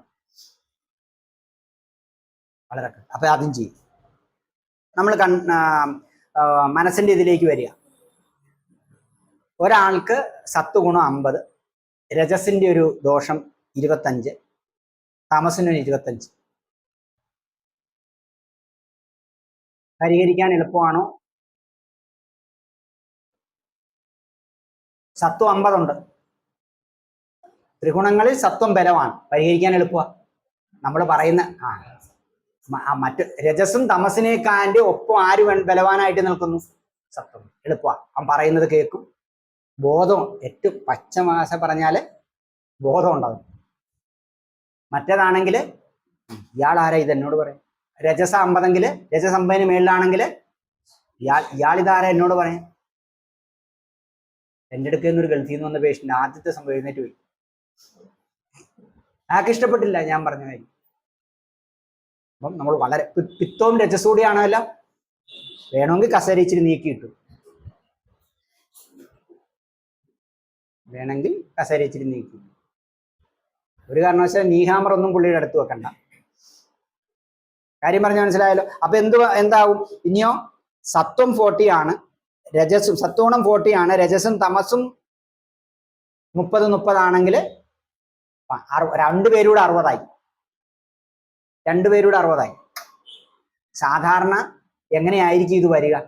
അടുത്ത ചാർട്ടിൽ പറയുന്നു സത്വം 20, രജസ് 40, തമസ് 40. ഇത് വേരിയേഷൻ വരാം കേട്ടോ. രജസിന്റെയും തമസിന്റെയും എപ്പോഴും വേരിയേഷൻ വരാം.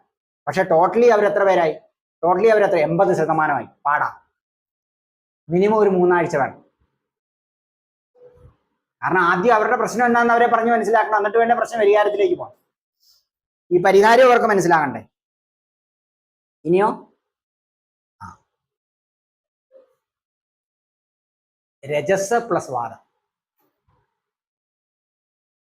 അല്ലെ, ആരാണ്ടയുടെ കയ്യിൽ എന്തോ ഇരിക്കുമ്പം ചാടുന്ന പോലെയാ മനസ്സെന്ന് പറയാറുണ്ടല്ലോ.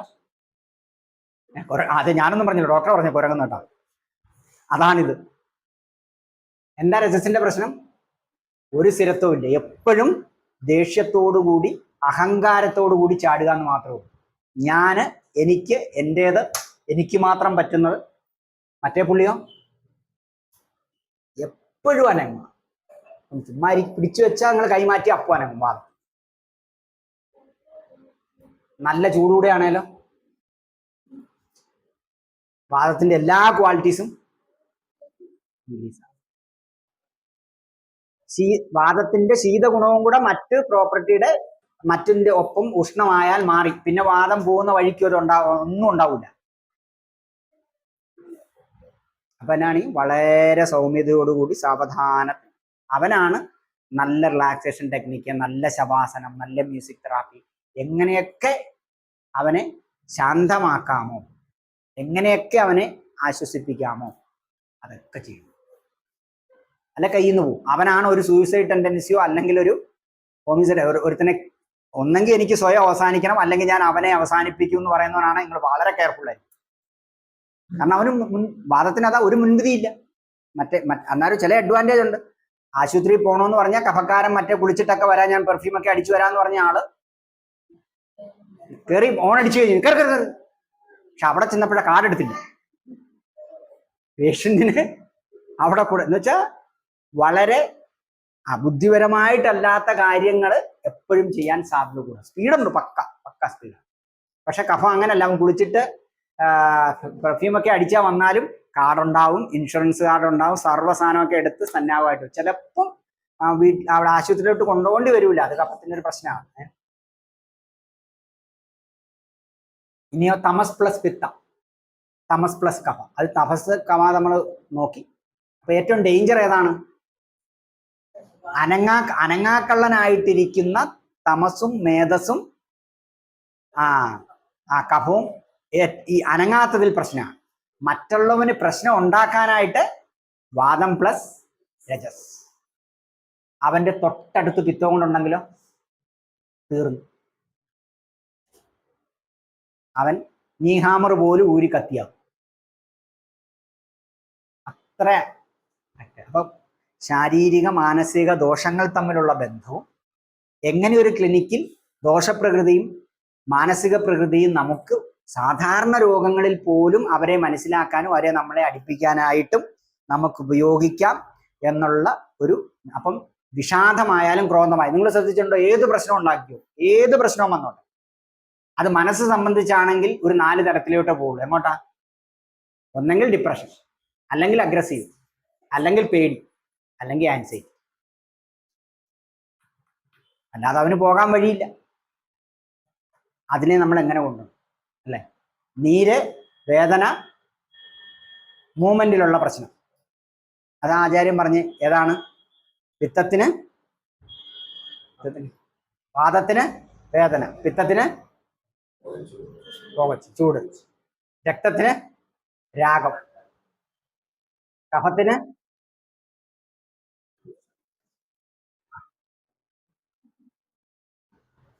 എത്ര കൃത്യമായിട്ട് പറഞ്ഞുണ്ടാവും. അത്ര ഡീപ്പായിട്ടാണ് സാധനം. ഇത് നമുക്ക് ഓരോ ഗുണങ്ങൾ അനുസരിച്ച് ഇന്റർപ്രറ്റ് ചെയ്യാൻ നമ്മൾ ശ്രമിക്കാറുണ്ട്. അപ്പം ഇനി നമ്മൾ ഓരോ പേഷ്യന്റിന്റെയും ഓരോ രോഗത്തിന്റെയും സംപ്രാപ്തി വേറെ, അവരുടെ വീട് വേറെ അല്ലെ, അവരുടെ തമ്പ് ഇംപ്രഷൻ എങ്ങനെയാണോ 500 വർഷം മുമ്പ് അല്ലെ ഇനി വരുന്ന 500 വർഷം വേറൊരാൾക്ക് മാച്ച് ആകാത്ത അതുപോലെ നമ്മൾ വേറൊരു പേഷ്യന്റുമായിട്ട് നമ്മൾ കമ്പയർ ചെയ്യും. ഇത്ര ഇൻഡിവിജ്വലാണ്. നിങ്ങൾക്ക് പേഷ്യന്റ് വന്ന് നടപ്പ്, ഇരിപ്പ്, വേദന കണ്ടപ്പോഴേ മനസ്സിലായി IDP ആണെന്ന്. പക്ഷേ നിങ്ങൾ കിടത്തി നടു എക്സാം ചെയ്ത് SLR നോക്കി പേഷ്യന്റ് വലിയ വിവരമില്ലാത്തതാണ്, നിങ്ങൾ ചുമ്മാ നീയൊക്കെ പിടിച്ച് മനക്കിയിട്ട് നോക്കിയാലും SLR IDP ആയിട്ട് ബന്ധപ്പെട്ട പരീക്ഷ പോലും ചെയ്യണമല്ലോ. നിങ്ങൾക്ക് സ്പർശനം വേണം. ആ സ്പർശനം കൊണ്ട് പേഷ്യന്റിന് തോന്നണം ഡോക്ടറിനെ പരിശോധിച്ചു അല്ല അറിഞ്ഞിട്ടേ ഡോക്ടർ മരുന്ന് എഴുതുള്ളൂ. ഇനി നിങ്ങൾക്ക് എന്തെങ്കിലും സംശയം ഉണ്ടെങ്കിൽ ചോദിക്കും.